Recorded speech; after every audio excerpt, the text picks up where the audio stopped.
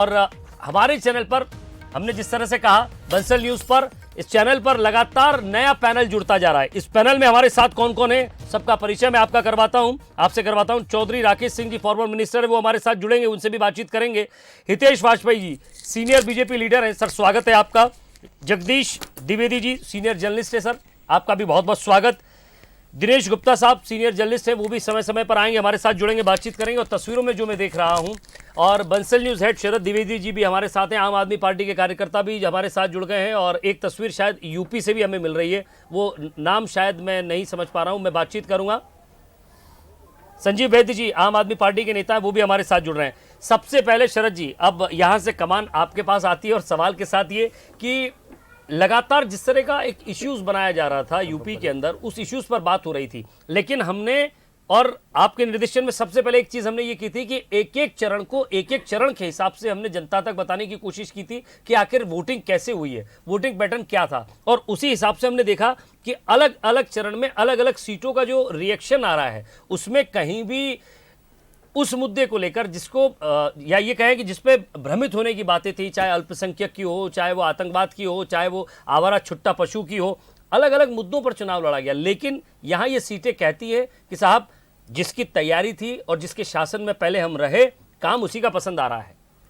देखिए विजय, मैं सबसे पहले तो जो लुब्बे लुआब है उस पर आना चाहूँगा। सबसे महत्वपूर्ण बात है, जो जैसा मैं कह रहा था कि मेरी बीजेपी के एक सीनियर और थिंक टैंक जो नेता रहे, उनसे जब मेरी सुबह बात हुई तो ये चिंता उन्होंने भी जाहिर की। और उसके कुछ ही देर बाद मैंने देखा कप्तान सिंह सोलंकी जी का, हमने उनसे चर्चा के बाद ही मैंने विश्लेषण के सिरे को छूने की कोशिश की कि आम आदमी पार्टी में ऐसा क्या मैग्नेटिक। देखिए, बीजेपी की जीत सबसे बड़ा मैसेज है, बीजेपी के लिए प्रफुल्लित होने की बहुत बात है, कांग्रेस के लिए फिर आत्मनिरीक्षण की बात है। ये दो चीजें तो बहुत साफ हैं। लेकिन बीजेपी उल्लास में ये ना भूल जाए कि एक ऐसी पार्टी इमर्ज कर रही है जिसने पंजाब में फिर आउट क्लास किया है दिल्ली की तरह तमाम राजनीतिक दलों को। और यह बात जो कप्तान सिंह सोलंकी जी ने अपने ट्वीट में कही है कि सूपड़ा साफ कर दिया है उसने, तो सूपड़ा साफ करने वाला एलिमेंट सर बहुत अलार्मिंग है, बहुत लोकतंत्र के लिए अच्छा भी है कि लोग विकल्प ढूंढ रहे हैं। और उनको अगर आम आदमी पार्टी के तौर पर एक विकल्प मिल गया है तो वो बाइपोलर पॉलिटिक्स, देखिए हमने ये बात पहले भी की कि 66 से लेकर 2017 तक पंजाब कमोबेश द्विदलीय राजनीति के मॉडल पे चलता रहा है। वहां पर इस बार 5 कोणीय मुकाबला हो गया पंजाब में। तो जो राज्य दो दलों की राजनीति का गण है, वो ये ना भूलें कि वहां शायद अभी विकल्प नहीं है उस तरह का। अगर कोई फ्रेश तत्व वहां सामने आता है तो आप ये मत भूलिए कि ये आम आदमी पार्टी हरियाणा के बाद हिमाचल, हिमाचल के बाद ये लौटेगी राजस्थान, राजस्थान से मध्य प्रदेश, उत्तर प्रदेश, छत्तीसगढ़। इन तीनों राज्यों में अगर, जैसा हम बात कर रहे थे कि क्या 15 साल बाद हम ये बात करेंगे कि ये केंद्र में एक महत्वपूर्ण कंपोनेंट के तौर पर उभर चुकी है, तो इस पर बीजेपी को और कांग्रेस को दोनों को ध्यान देना है। जिनके पास, बीजेपी के पास तो फिर भी अपेक्षाकृत कुछ युवा मुख्यमंत्री और पूर्व मुख्यमंत्री हैं, देवेंद्र फडणवीस और योगी आदित्यनाथ, लेकिन कमोबेश दोनों ही दलों में एक बुजुर्ग होती हुई पीढ़ी की जमात खड़ी हो गई है। खासतौर से कांग्रेस की अगर मैं बात करूं, या उनके पास उनके युवा नेता राहुल गांधी जरूर हैं, लेकिन वो भी 50 में हैं। और तमाम जो बड़े नेता हैं राज्यों में, हरीश रावत जी को ले लीजिए, मध्य प्रदेश में कमलनाथ जी को ले लीजिए, छत्तीसगढ़ में गहलोत साहब को ले लीजिए। छत्तीसगढ़ में जरूर अपेक्षाकृत आप कह सकते हैं कि 50+ लीडरशिप उनके पास है। लेकिन अब यह वक्त है कि आपको युवा मतदाताओं की अपेक्षा के अनुरूप सामने आना होगा। और आम आदमी पार्टी का ये जो मिरेकल मैं कहूँगा कि सूपड़ा साफ करती है, कमाल की ये चीज़ है। और इस पर दोनों ही पार्टियों को बहुत गहरा आत्मचिंतन करना चाहिए, खासतौर से कांग्रेस को और बीजेपी को भी, कि भाई उनके पास ऐसा क्या है, क्या उनके पास ठसक की राजनीति अभी भी बनी हुई है, क्या उनके पास ऐसे कार्यकर्ता हैं जो किसी भी मंगूलाल छंगूलाल को सीधे मुख्यमंत्री से मिला देते हैं ले जाके। आम आदमी पार्टी के पास ये एलिमेंट है सर। उसका एक टोपी लगाया हुआ कार्यकर्ता किसी भी टैक्सी ड्राइवर को पकड़ के खड़ा कर देता है मनीष सिंह सिसोदिया जी के पास, सर इसकी प्रॉब्लम दूर करो। और सिसोदिया जी उसको चाय पिलाते हैं, बिठाते हैं और उसकी समस्या दूर करते हैं, और वो आम आदमी पार्टी जिंदाबाद करता हुआ चला जाता है। जी तो ये एक रिएक्शन तो है ही है सर, लेकिन इसे समझने की बहुत ज़्यादा ज़रूरत है। हितेश वाजपेयी जी हमारे साथ जुड़े हुए हैं। सबसे पहले सर मैं आपका रिएक्शन चाहूँगा, क्योंकि रिएक्शन तो है ही, लेकिन ये जो 6 चरण थे, इन 6 चरण पे भी और साथ ही साथ मुद्दों से शायद मैं सीखने की प्रोसेस में मैं भी हूँ, जो लगातार एक मुद्दा रहा, किसान का मुद्दा छाया रहा, और साथ ही साथ मैं पश्चिमी क्षेत्र की बात करूंगा। यहाँ पहले पार्टी को लग गया था कि बहुत ज़्यादा मेहनत करने की ज़रूरत है। आप देखिए डोर टू डोर खुद गृह मंत्री अमित शाह पहुंचे थे। देखिए 2-3-4 बातें, हर उपचुनाव चुनाव जो होते हैं बड़े 5-6 राज्यों के क्लब में, वो कुछ ना कुछ संकेत और संदेश हमेशा देते हैं। मैं सहमत हूँ। राजनीतिक दल अभी हमारे पास जैसी परसेंटेज वाइज हमारे पास जब आंकड़े आएंगे कि किस वर्ग और व्यवसायियों ने और किस क्षेत्रों ने किस प्रकार मतदान किया है, तो और हम इसको समझने की बेहतर कोशिश कर सकते हैं। लेकिन जो 2-3 संदेश अभी तक जब हम बैठे हुए हैं, पहली चीज़, भारतीय जनता पार्टी ने उन सब मिथकों को तोड़ा है कि हम तो यहाँ पर दोबारा सरकार नहीं बनती, यहाँ पर दोबारा नहीं बनती। सभी जगह हमने दोबारा सरकारें बनाई हैं, नंबर 1। नंबर 2, दूसरा, बिल्कुल जैसे शरद जी ने कहा कि आम आदमी पार्टी की जिस प्रकार की जीत पंजाब में हुई है, वो भी एक पैटर्न बताती है कि हमको, देखिए शरद जी ने बताया दिल्ली में भी बाइपोलर पॉलिटिक्स रही है, जहाँ तक मुझे ध्यान रहा है। उसमें उनकी एंट्री हुई और उन्होंने कम समय में 2 बार सरकार बनाई है। तो वो क्या फैक्टर है, तो शरद जी ने उसकी ओर भी इशारा किया है। बिल्कुल सही बात है। जब जो दल लगातार सरकारों में रहता है तो कहीं ना कहीं कुछ चीज़ें, शिथिलताएं उसमें आती हैं जिसको दूर करने की ज़रूरत है। जब आपका डेवलपमेंटल एजेंडा, सरकार की जो भौतिक नीतियां हैं, वो मजबूती से आप उसमें आगे बढ़ते हैं, चाहे वो राष्ट्र की सुरक्षा को लेकर विषय हो, अधोसंरचना विकास का विषय हो, जिसको लेकर हमने हमेशा काम किया और उसी को आधार बनाया, जैसा आप कह रहे हैं, विकास के आधार पे। पर साथ साथ एक पॉलिटिकल मोरल कार्यकर्ता का भी साथ साथ बना रहना चाहिए। तो दोनों फैक्टर जब मिलते हैं तो हम अभूतपूर्व सफलता प्राप्त करते हैं, ये बात सच है। हम भी इस परिणाम को देख रहे हैं, उत्साहित हैं और जीत कर देख रहे हैं। तो जीत कर हम भी आकलन करेंगे, मूल्यांकन करेंगे। बिल्कुल डॉक्टर वाजपेयी, और ये बड़ी खबर आ रही है कि कैप्टन अमरिंदर सिंह इस चुनावी राजनीति में पीछे छूटे और हार गए हैं।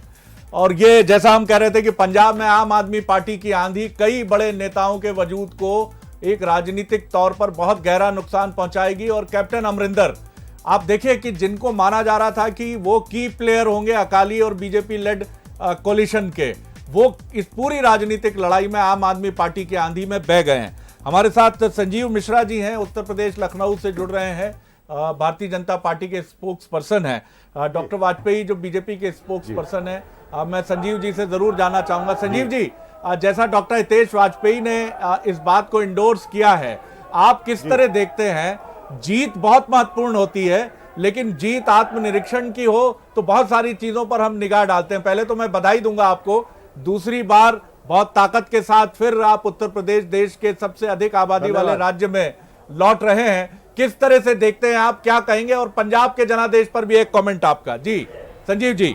काम किया, और जिस तरीके से वैश्विक महामारी कोरोना में देखा जाए तो वैक्सीन मुफ्त में लगी जी, और डबल डोज का जो खाद्यान्न मिला है, जो लाभार्थी हैं उन्होंने बढ़ चढ़ करके इस चुनाव में भाग लिया है। और उन लोगों को लगा है कि किस तरीके से जहां एक तरफ सपा बसपा की सरकार में गुंडा राज हुआ करता था और योगी जी की सरकार में उससे इतर जनता को सुविधाएं हुई, महिलाओं को सुरक्षा मिली, उसी का परिणाम आज मिल रहा है।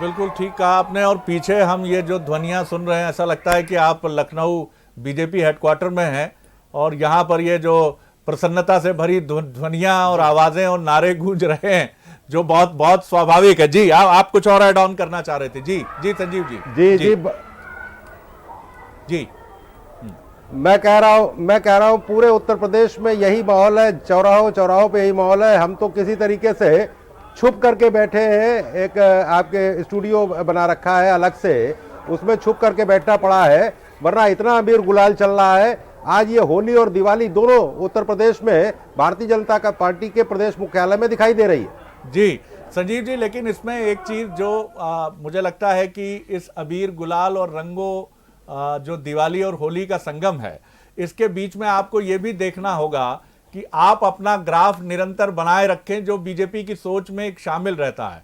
निश्चित तौर पर सीटों का नुकसान है। इससे उबरने के लिए किस तरह से आत्मनिरीक्षण करके आगे बीजेपी किन चीजों पर ध्यान देगी और जिससे वो और अपनी ताकत बढ़ाकर जो 300 का फिगर उसने पहले 2017 में हासिल किया था वो ये लगातार बताए, क्योंकि समाजवादी पार्टी पीछे जरूर छूटी है लेकिन गेन किया है उसने। जी संजीव जी। जी जी जी। नहीं, देखिए जिस तरीके से आदरणीय योगी जी ने 80 और 20 की बात की थी जी, आज ये वही सेम सिचुएशन आ रही है। 80% मतदाता हमारे साथ है जो विकास चाहता है और 20% वो लोग जो इस विकास का विरोध कर रहे थे वो दिखाई दे रहे हैं 20% में। और जहां तक बात है कि कौन सी सीटें हम जीतेंगे कौन सी हारेंगे, मुझे लगता है कि पूरा चुनाव का निर्णय आने दीजिए। 300 प्लस हम फिर आ रहे हैं और जहां पर भी ऐसी स्थितियां आएंगी निश्चित रूप से उसमें चिंतन किया जाएगा और उसमें देखा जाएगा कि कहां पर पार्टी से क्या किस तरीके की या पार्टी प्रत्याशी के रूप में क्या स्थितियां रही हैं। मुझे लगता है कि इस पर मंथन होगा और मंथन के बाद 2024 में हम बड़े पैमाने पर फिर से उत्तर प्रदेश की जनता के लिए काम करेंगे, उनकी सेवा करेंगे और फिर जीत करके आएंगे। संजीव जी, मैं कंक्लूडिंग सवाल आपसे ले रहा हूं, उसके बाद आप भी आनंद उठाइए, अबीर गुलाल का भी आनंद उठाइए और पटाखे फोड़कर दिवाली का भी लुत्फ लीजिए। मेरा सवाल ये है कि दूसरी बार का जनादेश बीजेपी को और विनम्र करे, कहीं इसमें यह भाव ना आए, क्योंकि जनता बहुत माइन्यूटली देखती है। देखिए पंजाब का उदाहरण सामने है हमारे कि उसने एक तीसरा विकल्प उसको मिला तो लोग उसकी तरफ बिल्कुल चले गए।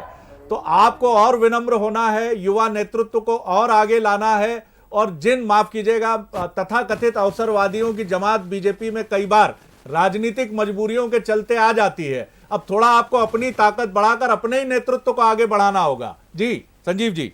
सर जी। बंसल चैनल, बंसल टीवी पर जो आज आपने बात कही है जी, मैं समझता हूं कि मैंने इसको गढ़ लिया है और हमारी पार्टी की मीटिंग में जब भी मंथन होगा तो मैं आपकी बहुत महत्वपूर्ण बातों को बहुत मजबूती से रखूंगा। और मुझे लगता है कि जो विनम्रता, जो संस्कार भारतीय जनता पार्टी में है और किसी दल में इस तरीके के संस्कार नहीं है। यहाँ पर जिस तरीके से बड़ों का आदर और छोटों को प्यार दे करके और उनकी भावनाओं को समझते हुए निर्णय लिए जाते हैं, मैं समझता हूं कि इससे आने वाले समय में और जनता से जुड़ने का और उनकी सेवा करने का पार्टी काम करेगी। आपने ये जो भाव दर्शाया है मैं उसको अप्रिशिएट करता हूं कि आपने उसको गढ़ते हुए कहा है कि मैं इसको रखूंगा। ये भाव अगर बना रहेगा, सातत्य रहेगा, कंटिन्यूटी रहेगी तो निश्चित तौर पर इस तरह की सोच को रखने वाली पार्टी पीछे मुड़कर कम ही देखती है। बहुत शुक्रिया, बहुत बधाई आपको संजीव जी, आनंद उठाइए आप और होली और दिवाली एक साथ मनाइए। जी चलिए, मैं आता हूं चौधरी राकेश सिंह चतुर्वेदी जी की तरफ। निश्चित तौर पर नतीजों से मायूसी है चौधरी साहब, क्योंकि उत्तराखंड पर आप फिंगर क्रॉस करके चल रहे थे, लेकिन कब तक आपके बड़े नेता दुखी रहेंगे, परेशान रहेंगे? कैप्टन अमरिंदर सिंह गए तो पंजाब में मैं नहीं कहूंगा कि एक बड़ा नुकसान, क्योंकि जिस तरह का फ्लड है मुझे लगता है कैप्टन साहब होते तब भी नहीं रोक पाते, लेकिन हरीश रावत जी दुखी थे, मगरमच्छों के बीच में तैर रहा हूं, किस तरह की स्थितियां बनेंगी, जैसे तैसे उनको मनाया गया। सर अब कांग्रेस को, कांग्रेस के नेताओं को, कार्यकर्ताओं के लिए क्या मैसेज आप इसके जनादेश का देखते हैं? 5 राज्यों के जो चुनाव के नतीजे आए हैं वो कांग्रेस को आत्ममंथन करने के लिए विवश करते हैं और एक राजनीतिक दल को जिसका परिणाम इतना नकारात्मक आए राज्यों में तो उसको मंथन और चिंतन करना चाहिए।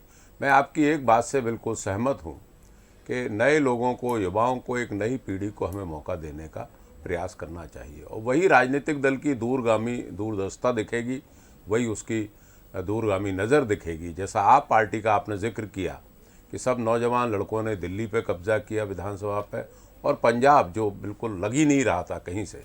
पंजाब के बारे में मेरा ये मानना रहा है शरद जी कि चूँकि वहाँ कांग्रेस की सरकार थी और एंटी इनकम्बेंसी भी था, लेकिन आखिरी के जो 100 दिन थे कांग्रेस के पंजाब में वो बहुत ही खराब राजनीतिक समय रहा उनका। और जिस तरीके से सिद्धू जी, जिस तरीके से ये सब झगड़े सतही तौर पर ज़मीन पर चलते रहे, उससे कांग्रेस को बेहद नुकसान हुआ। वहाँ का मतदाता कांग्रेस को वोट नहीं करना चाहता था और भाजपा और अकाली दल के तो शुद्ध रूप से खिलाफ था। उसको कोई रास्ता चाहिए था वोट देने के लिए, तो उसको एक आप पार्टी के रूप में एक ऐसा दल मिल गया जो अभी अभी नया वहाँ पैदा हुआ है। पिछली 20 सीटें ली थी और इस बार वो सत्ता तक पहुँचे हैं। मैं इस बात से बिल्कुल सहमत हूँ कि जब जब जो राजनीतिक दल चुनाव हारते हैं उन्हें बैठ के चिंतन मनन करना चाहिए और प्रयास ये करना चाहिए कि देश के राज्य के मतदाता की हवा किधर जा रही है। आज सुबह मैं एक टीवी चैनल पे बैठा हुआ था तो उन्होंने, एक बीजेपी के बड़े नेता थे, वो कह रहे थे कि देखिए हमने तो राम मंदिर का निर्माण कराया, मोदी जी ने इस संकल्प को पूरा किया, हमारी मथुरा भी उसमें है, और देखिए त्रिशूल दिख रहे हैं, भगवा दिख रहा है। तो इस बात को समझना चाहिए कि जनता, मतदाता अब ये नहीं चाहता है कि उसको रोजगार क्या मिल रहा है, उसके यहाँ क्या नई चीज़ें खुल रही हैं, कल कारखाने क्या खुल रहे हैं, क्या महिलाओं के लिए, क्या किसानों के लिए किया जा रहा है। ये अब विषय नहीं रहा है। विषय ये रहा है कि आप उसकी नब्ज को पकड़ें, और मैं समझता हूँ कांग्रेस को भी उसी नब्ज पर लौटना पड़ेगा। हम जनता की नब्ज को पकड़ें कि वो क्या चाहती है। अभी मिश्रा जी से जहाँ आप लखनऊ बात कर रहे थे, वो कह रहे थे कि योगी जी का 80-20 का गणित साक्षात हुआ है, वहाँ पे सफल हुआ है। मेरा ये मानना है कि वहाँ 42% मत बीजेपी को पड़े हैं, तो मैं समझता हूँ 50% भी नहीं मतदाता पहुँचा है वहाँ तक। 80 की तो बात अलग है, लेकिन फिर भी जो रुझान आ रहे हैं जिससे भारतीय जनता पार्टी सरकार बनाने जा रही है, उससे लग रहा है कि अन्य दलों को, चाहे वो बीएसपी हो चाहे समाजवादी पार्टी हो, बीएसपी ने तो चुनाव ही नहीं लड़ा, बीएसपी तो एक, मैं समझता हूँ एक अलायंस के रूप में ही बीजेपी के वहाँ वर्क किया। तो चाहे समाजवादी पार्टी हो, इन सभी दलों को ये विचार करना पड़ेगा, सोचना पड़ेगा, अपनी संकीर्णता से उभर कर एक बहुसंख्यक समाज की तरफ उनको अपना ध्यान आकर्षित करना पड़ेगा। और वो सिद्धांत जो आपका पहले था वो वर्तमान की राजनीति में सटीक नहीं बैठता है। इसमें सिद्धांत सटीक बैठता है कि बहुसंख्यक समाज के हित में आप क्या कर रहे हो, उनकी धार्मिक भावनाओं के कितने आप नजदीक पहुंच रहे हो। इस बात को आपको मद्देनजर रखना पड़ेगा और इस पर मंथन होगा, मैं समझता हूं जी। इस पर एक बड़ी खबर मिल रही है शरद जी की जिस तरह से स्वामी प्रसाद मौर्य छोड़कर गए थे बीजेपी, फाजिल नगर से चुनाव लड़ा, उन्होंने 1500 वोटों से पीछे चल रहे हैं। सवाल यही है कि आखिर बीजेपी छोड़कर जाने वाले क्यों हार जाते हैं, ये समझना बड़ा जरूरी हो गया है। यहाँ पे 11,000 वोटों से पीछे चल रहे, जो मेरे पास अपडेट था वो 1500 का था, अब तो 11,000 का ये जो आंकड़ा हो गया है। ये आपका सवाल उसी तरह वो गाना दार्शनिक याद है, दुनिया से जाने वाले जाने चले जाते हैं कहाँ। तो पार्टी छोड़ने वाले चुनावी राजनीति में, क्योंकि ये सवाल मध्य प्रदेश के लिए बहुत महत्वपूर्ण है जो आपने सवाल किया है, क्योंकि मध्य प्रदेश में भी हमने एक काफ़ी बड़ा एक फैक्शन कांग्रेस का बीजेपी का हिस्सा हुआ है। हालांकि उत्तर प्रदेश से जिन नेताओं की हमने बात की है वो माफ़ कीजिएगा मैं फिर इस शब्द का प्रयोग कर रहा हूँ, वो दे आर हैबिचुएटेड दल बदलूज। मतलब मध्य प्रदेश में भी कुछ ऐसे नेता हैं, विंध्य से आने वाले त्रिपाठी जी हैं, नारायण त्रिपाठी जी, जिनके बारे में कहा जाता है कि जिनकी जड़ें मतलब कि राजकुमार की तरह मैं कहूँ तो ऐसी कौन सी पार्टी है जिससे हमारा ताल्लुक नहीं है। मतलब वो समाजवादी भी हैं, वो जनवादी भी हैं, वो कांग्रेसी भी हैं और वो भाजपाई भी हैं। लेकिन अब ये चुनावी राजनीति की मजबूरी है। लेकिन ये सही है कि ऐसे लोगों को जो उत्तर प्रदेश में ये बहुत अस्वाभाविक तौर पर देखा गया था, वो एक चुनावी सनसनी बनाने की कोशिश हुई थी उस घटना को, लेकिन उस समय भी लग रहा था कि ये बहुत इम्पैक्ट नहीं छोड़ेगा। मैं जगदीश जी का रिएक्शन ज़रूर इस पर लेना चाहूँगा। ये चीज़ हमने दमोह में भी देखी कि कांग्रेस छोड़कर भारतीय जनता पार्टी में आए एक युवा नेता चुनाव में सफल नहीं हुए कई बार, लेकिन उसके पीछे वहाँ मलैया परिवार का जो एक डोमिनेंस था उसको बहुत बड़ा कारण माना गया। और अभी भी सुगबुगाहटें हैं कि मलैया परिवार का युवा सदस्य क्या आगे कोई ऐसा फैसला लेगा जो भारतीय जनता पार्टी को चौंका सकता है। आप मध्य प्रदेश के रेफरेंस में आप किस तरह देखते हैं 2023 के चुनाव के बरक्स? दोनों की तुलना काफ़ी दिलचस्प होगी। पहले तो आपकी टिप्पणी ओवरऑल जिस तरह के नतीजे हमारे सामने हैं जगदीश जी। शरद जी, पूरे चुनाव नतीजे वही हैं कमोबेश जिनकी कल्पना की जा रही थी कि चुनाव नतीजे इस तरह के होंगे, और आए भी उस तरह के हैं। और बीजेपी की बड़ी बम्पर जीत है ये, बिल्कुल आपको स्वीकार करना पड़ेगा कि बीजेपी लगातार, बीजेपी का ग्राफ जो है वो देश की राजनीति में आगे बढ़ता जा रहा है। लेकिन जो सबसे ज़्यादा दुर्भाग्यजनक है, चिंताजनक है कि एक 150 साल पुरानी पार्टी लगातार रसातल में चली जा रही है, लगातार अपने पराभव की ओर आ रही है। बार बार ये बात उठती है, बार बार ये बात होती है, हम आत्मचिंतन करेंगे, हम आत्मचिंतन करेंगे, लेकिन शायद हम आत्मचिंतन उस तरीके से नहीं कर पाते जिस तरीके से आत्मचिंतन करना चाहिए। और कई बार तो मुझे ऐसा लगता है चूंकि कि इस पार्टी में किस तरह के नेता हैं, किस तरह की विचारधारा है, किस तरह से वो सोचते हैं, चूंकि हम भी पॉलिटिक्स को करीब से देखते हैं, लेकिन हो सकता है, मैं मानता हूं, हम राजनेताओं जितने विद्वान ना हों, चूंकि हम उनकी इंटरनल पॉलिटिक्स में नहीं घुसे होते हैं।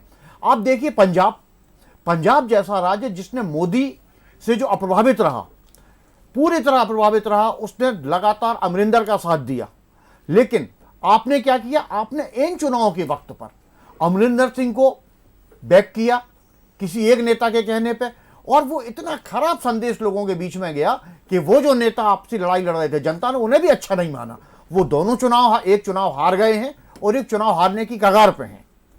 मुझे याद है वो दौर कि कैप्टन अमरिंदर सिंह से जब सिद्धू ने बगावत की थी, तो नवजोत सिद्धू की पत्नी का नाम भी नवजोत कौर है।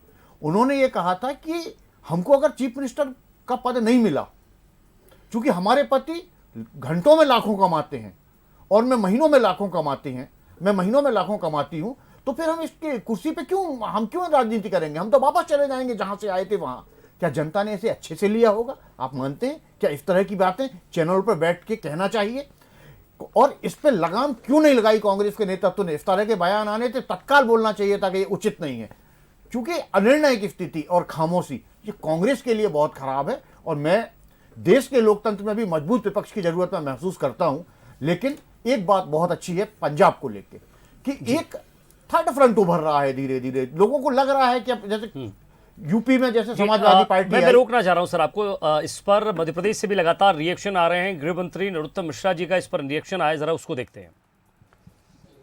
5 राज्यों के चुनाव परिणाम सामने हैं, 4 में कमल खिलता हुआ दिखाई दे रहा है, लेकिन सबसे महत्वपूर्ण था उत्तर प्रदेश, जहां की जिम्मेदारी मध्य प्रदेश के गृह एवं राज्य मंत्री डॉक्टर नरोत्तम मिश्रा के पास भी थी। जहां जहां जिम्मेदारी मिली है वहां पर सर्वाधिक सीटें, मतलब लगभग 100% सीट जीतती हुई नजर आ रही भारतीय जनता पार्टी इस वक्त मेरे साथ मौजूद है। बधाई आपको। और ये जो दिखाई दे रहा है जीत की तरफ जो आंकड़ा बढ़ता दिखाई दे रहा है, किसको श्रेय जाता है? योगी जी को, अमित शाह को, नड्डा जी को। सबका साथ, सबका विकास, सबका विश्वास, और सपा कांग्रेस को बनवास। ये विकास की जीत है, राष्ट्रवाद की जीत है, माननीय मोदी जी के नेतृत्व की जीत है, डबल इंजन सरकार की जीत है। अब जनता थोते, वादे और नारे में आना नहीं चाहती है। अब जो लोग ईवीएम से, दूरबीन से ईवीएम की मशीनें देख रहे थे ना, अब वो ईवीएम दूरबीन की मशीन से विधानसभा देखेंगे। क्या जहां जहां आपको जिम्मेदारी मिली है, वैसे तो हर जगह भारतीय जनता पार्टी जीतती नजर आ रही है जी। बुंदेलखंड में मूल रूप से भेजा था, और बुंदेलखंड में एक तरफा भारतीय जनता पार्टी आगे चल रही। एक बात कही जा रही थी कि गुंडा राज को खत्म किया है योगी जी ने, क्या ये उसी की जीत मानी जाए? और जैसा आपने भी कहा है कि चीजें बदल रही है, लोग विकास की तरफ जाना चाहते हैं, लोग गुड गवर्नेंस की तरफ जाना चाहते हैं, और युवा चेहरा धामी भी जीत कर आ रहा है। देखो, मैंने अखिलेश जी की बातों का जब बुंदेलखंड में गया था तब जवाब दिए थे। उनने कहा था कि योगी जी को लैपटॉप चलाना नहीं आता। मैंने कहा था चलाना तो उनको बुलडोजर भी नहीं आता, पर फिर भी चल रहा है ना। उन्होंने कहा था कि ये जो वैक्सीन आई है ये भाजपा की वैक्सीन है। तब मैंने कहा था वो वैक्सीन कोरोना की है, भाजपा की वैक्सीन तो 10 मार्च को लगेगी, जिसका असर 5 साल तक रहेगा। और आप देख रहे हो आज लग गई। सबसे ज्यादा जो वोट किया है जो नजर आ रहा है वो शायद महिला मतदाता रही है, तो क्या महिलाओं का रुझान? का मानना था कि वोट कमल पे जाएगा तो गुंडा दहशत खाएगा। तो मिश्रा जी हमेशा एक अलग अंदाज में जीत को कहते हैं, तो क्या रहेगा आज का अंदाज? किस तरह से कहेंगे? कोई कविता के जरिए, कोई गाने के जरिए? नहीं, आज तो खुशियां मनाने का दिन है। कविता और नारे पे तो हम रोज कहते रहते हैं, पर सच में बहुत बधाई मोदी जी के। पूरब से उत्तर, उत्तर से पूरब तक भाजपा ही भाजपा है, चाहूं और भाजपा है। एक अंतिम सवाल, 23-24 की लाइन तैयार हो गई है जिस तरह जीत का श्रेय? 23-24 में तो अब कोई राष्ट्रीय दल बचा ही नहीं है। कांग्रेस एक क्षेत्रीय दल से भी नीचे आ गई है, और जहां जहां चुनाव होते जाएंगे वहां कांग्रेस खत्म होती जाएगी स्वतः। डॉक्टर नरोत्तम मिश्रा जी है कह रहे हैं कि बुंदेलखंड की जिम्मेदारी मिली थी, लेकिन सर्वाधिक सीटें वहां से भी भारतीय जनता पार्टी जीत की तरफ बढ़ते हुई नजर आ रही है। लेकिन जो परिणाम आए हैं वो इशारा करते हैं राष्ट्रवाद की तरफ, वो इशारा करते हैं गुड गवर्नेंस की तरफ और सोचने को मजबूर करते हैं कांग्रेस को। आशीष के साथ मनोज सैनी, बंसरी, भोपाल। और ये जीत की खुशी है, हर जगह से लगातार इसी तरह की तस्वीर भी आप देखिए, ढोल नगाड़े और होली दिवाली सब एक साथ हो गई है। ये भी लगातार रिएक्शन और ये खुशियों के पल जो लगातार कैमरों में कैद हो रहे हैं पार्टियों के, ये भी हम देख रहे हैं। और लगातार रिएक्शन मध्य प्रदेश से सीनियर लीडर और मंत्री यशोधरा राजे सिंधिया ने क्या कुछ कहा, ये सुनते हैं। पार्टी सरकार बनाते हुए दिख रही, बल्कि जोरदार बहुमत के साथ आगे बढ़ी है। खासकर उत्तर प्रदेश उत्तराखंड की बात करें, मेरे साथ यशोधरा जी है, मध्य प्रदेश सरकार की मंत्री। क्या कहेंगी मैम, इस जीत को आप, जीत की तरफ जो बढ़ रही है भारतीय जनता पार्टी, कैसा देखते हैं इसको? ये तो माननीय मोदी जी का कमाल है। पहले से ही हमें संकेत मिल रहे थे कि यूपी हम जीतेंगे। ऐसे भी लोग थे जिन्होंने कहा आप तो गए, आप तो गए। और हमेशा हमारी ऐसी एक ग्रुप है जो कहती रही कि नहीं, हम जीतेंगे, यूपी भी जीतेंगे शानदार तरीके से, उत्तराखंड भी निकालेंगे, गोवा भी निकालेंगे, मणिपुर भी निकालेंगे। पंजाब में धुंधली स्थिति थी क्योंकि इतने ब्रेकअप्स हो गए थे, तो शायद जगह मिल गई आपको आने के लिए। जब आप जगह देते हो तो फिर दूसरी पार्टी आ ही जाती है। पर आज जो 3 महीने पहले नीचे तो करो भाई, नीचे करो, नीचे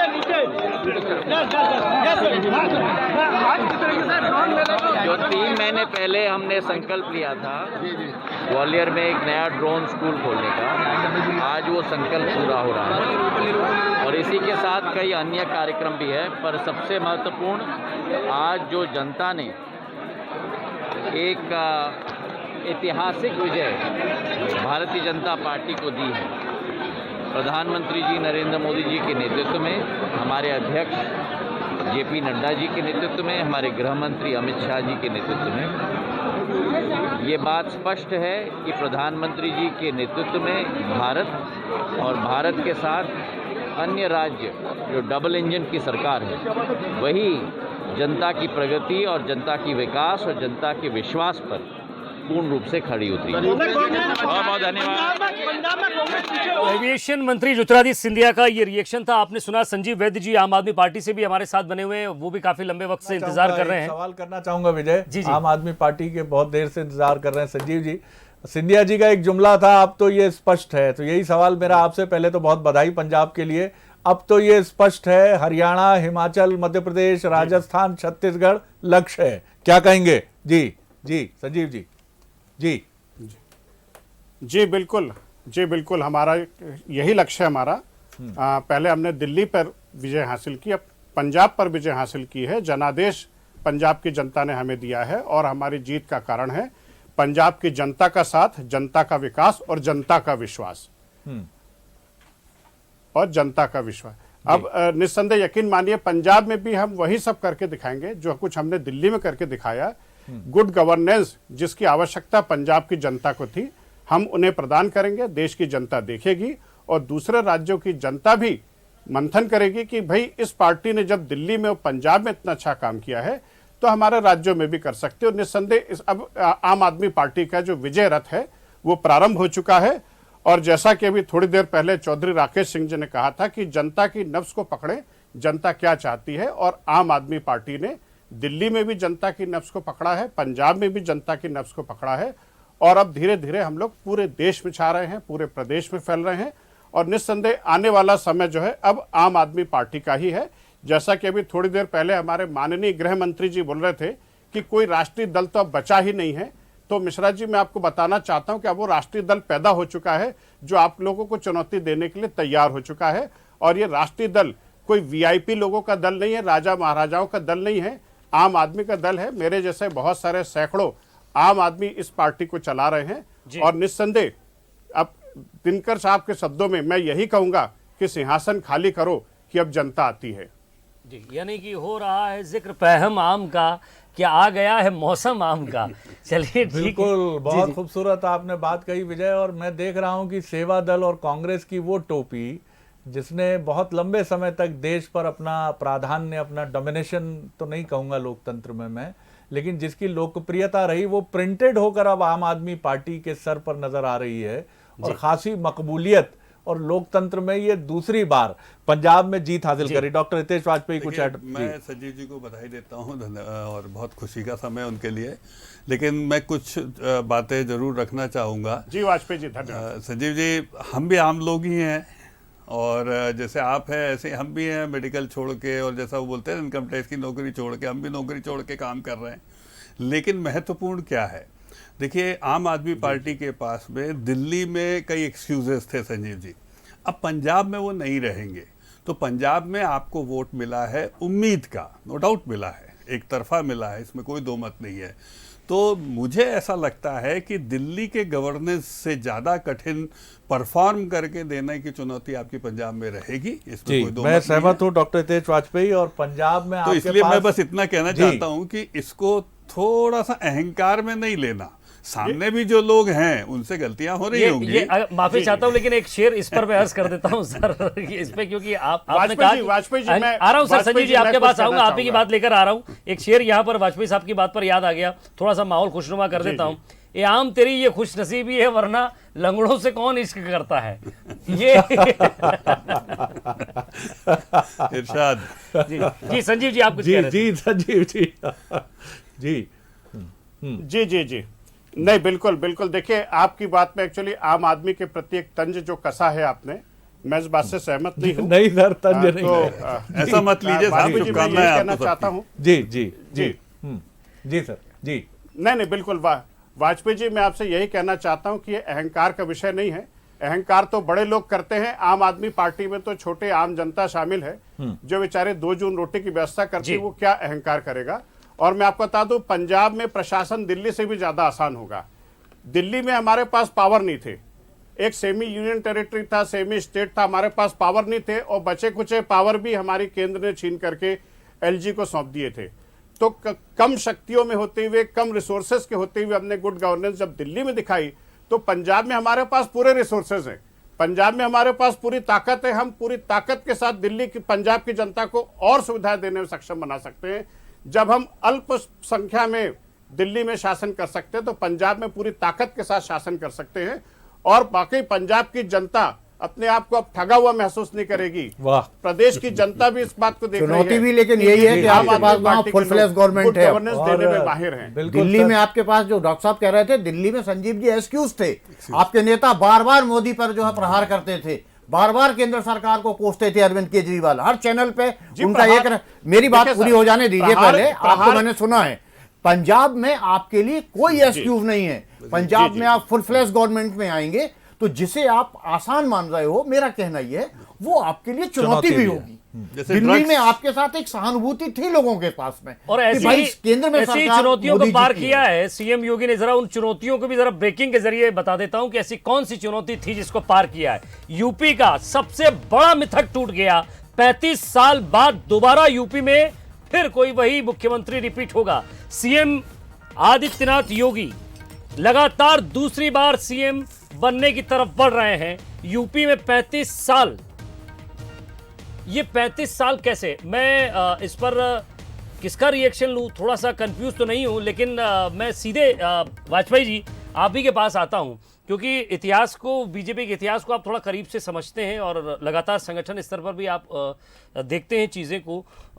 35 साल मिथक, कोई यहाँ आ जाएगा सभा करेगा तो हार जाएगा, कोई नोएडा में सभा करेगा तो हार जाएगा। ये जो विश्वास के साथ एक अंधविश्वास फैल गया था, उस अंधविश्वास का चश्मा हटा है।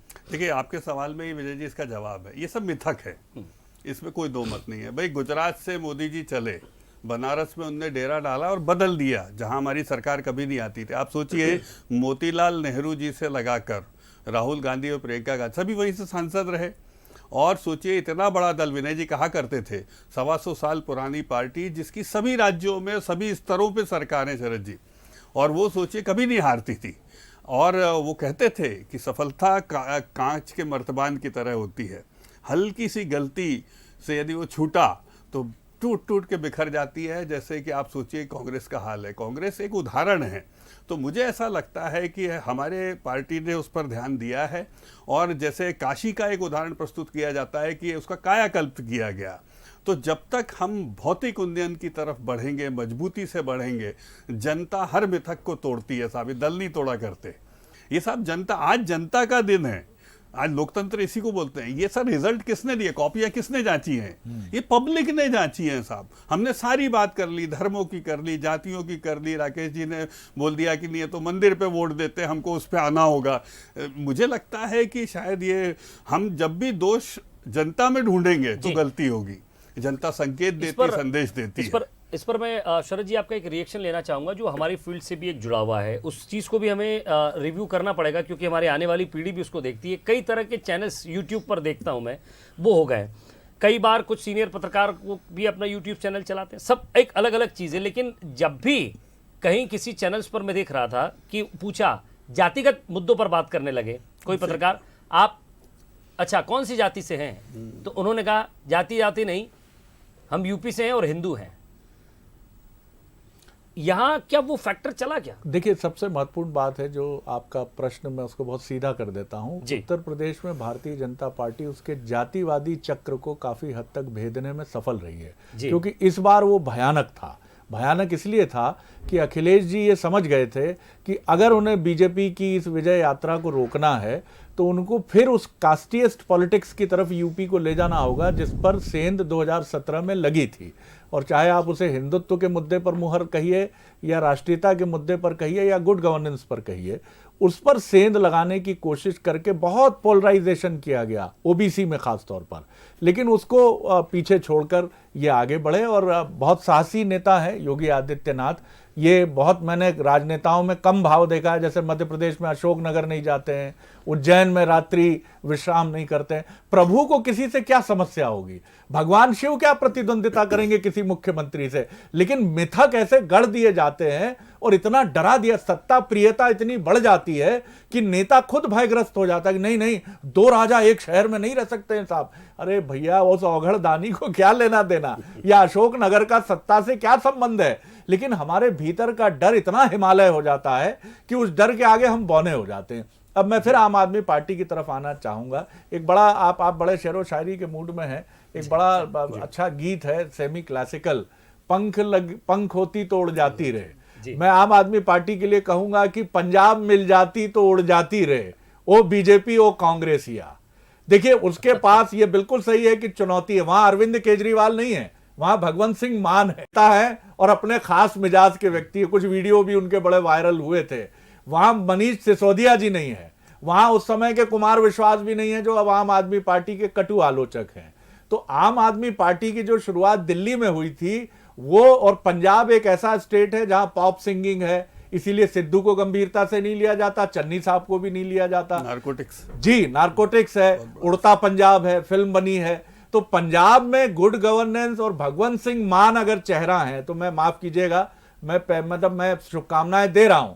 लेकिन आपको एक ऐसा संजीदा कोई IRS सेवा का ऑफिसर नहीं आ रहा है सर वहां राजनीति में, जिसने जीवन में बहुत कुछ छोड़ दिया है। वहां एक ऐसा व्यक्ति आ रहा है जो इस बहुमत को अगर किसी गलत तरीके से डिकोड कर लेगा तो ये मुश्किल भी हो जाएगी। तो निश्चित तौर पर अब उनके पास धन है, संसाधन है, एक बड़ा राज्य है जहां दिल्ली में उनकी सीमा सीमित होती थी, पंजाब उनको उस सीमा से ऊपर कर रहा है। लेकिन कई जगह मर्यादा, नैतिकता और उच्च नैतिक शैली वाली लीडरशिप तथाकथित रूप से पंजाब में बड़ी संख्या में ना होने से बांध भी रहा है। इस पर एक संजीव जी की रिएक्शन तो लेनी चाहिए। जी संजीव जी, जी ईमानदारी से चाहूंगा सर। जी जी जी जी बिल्कुल शरद जी, मैं बिल्कुल ईमानदारी से ही बताऊंगा कि भगवंत सिंह मान वहां पर CM का चेहरा है।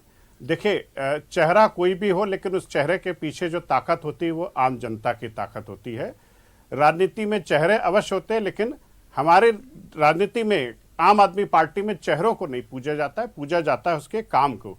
आम आदमी पार्टी का एक पैटर्न विकसित हो चुका है। ये हितेश वाजपेयी जी ने जी आम आदमी पार्टी का एक पैटर्न विकसित हो चुका है कि उस पैटर्न पर हमें काम करना है, क्योंकि हमारा देखिए क्लियर एजेंडा है। चाहे भगवंत मान हो, चाहे कोई भी मुख्यमंत्री हो, कोई भी चेहरा हो, हमें शिक्षा पे काम करना है, हमें स्वास्थ्य पे काम करना है, हमें बिजली पे काम करना है, हमें नागरिक सेवाओं पे काम करना है, महत्वपूर्ण हमें बात है, भ्रष्टाचार महत्वपूर्ण मुक्त भारत के निर्माण के लिए काम करना है।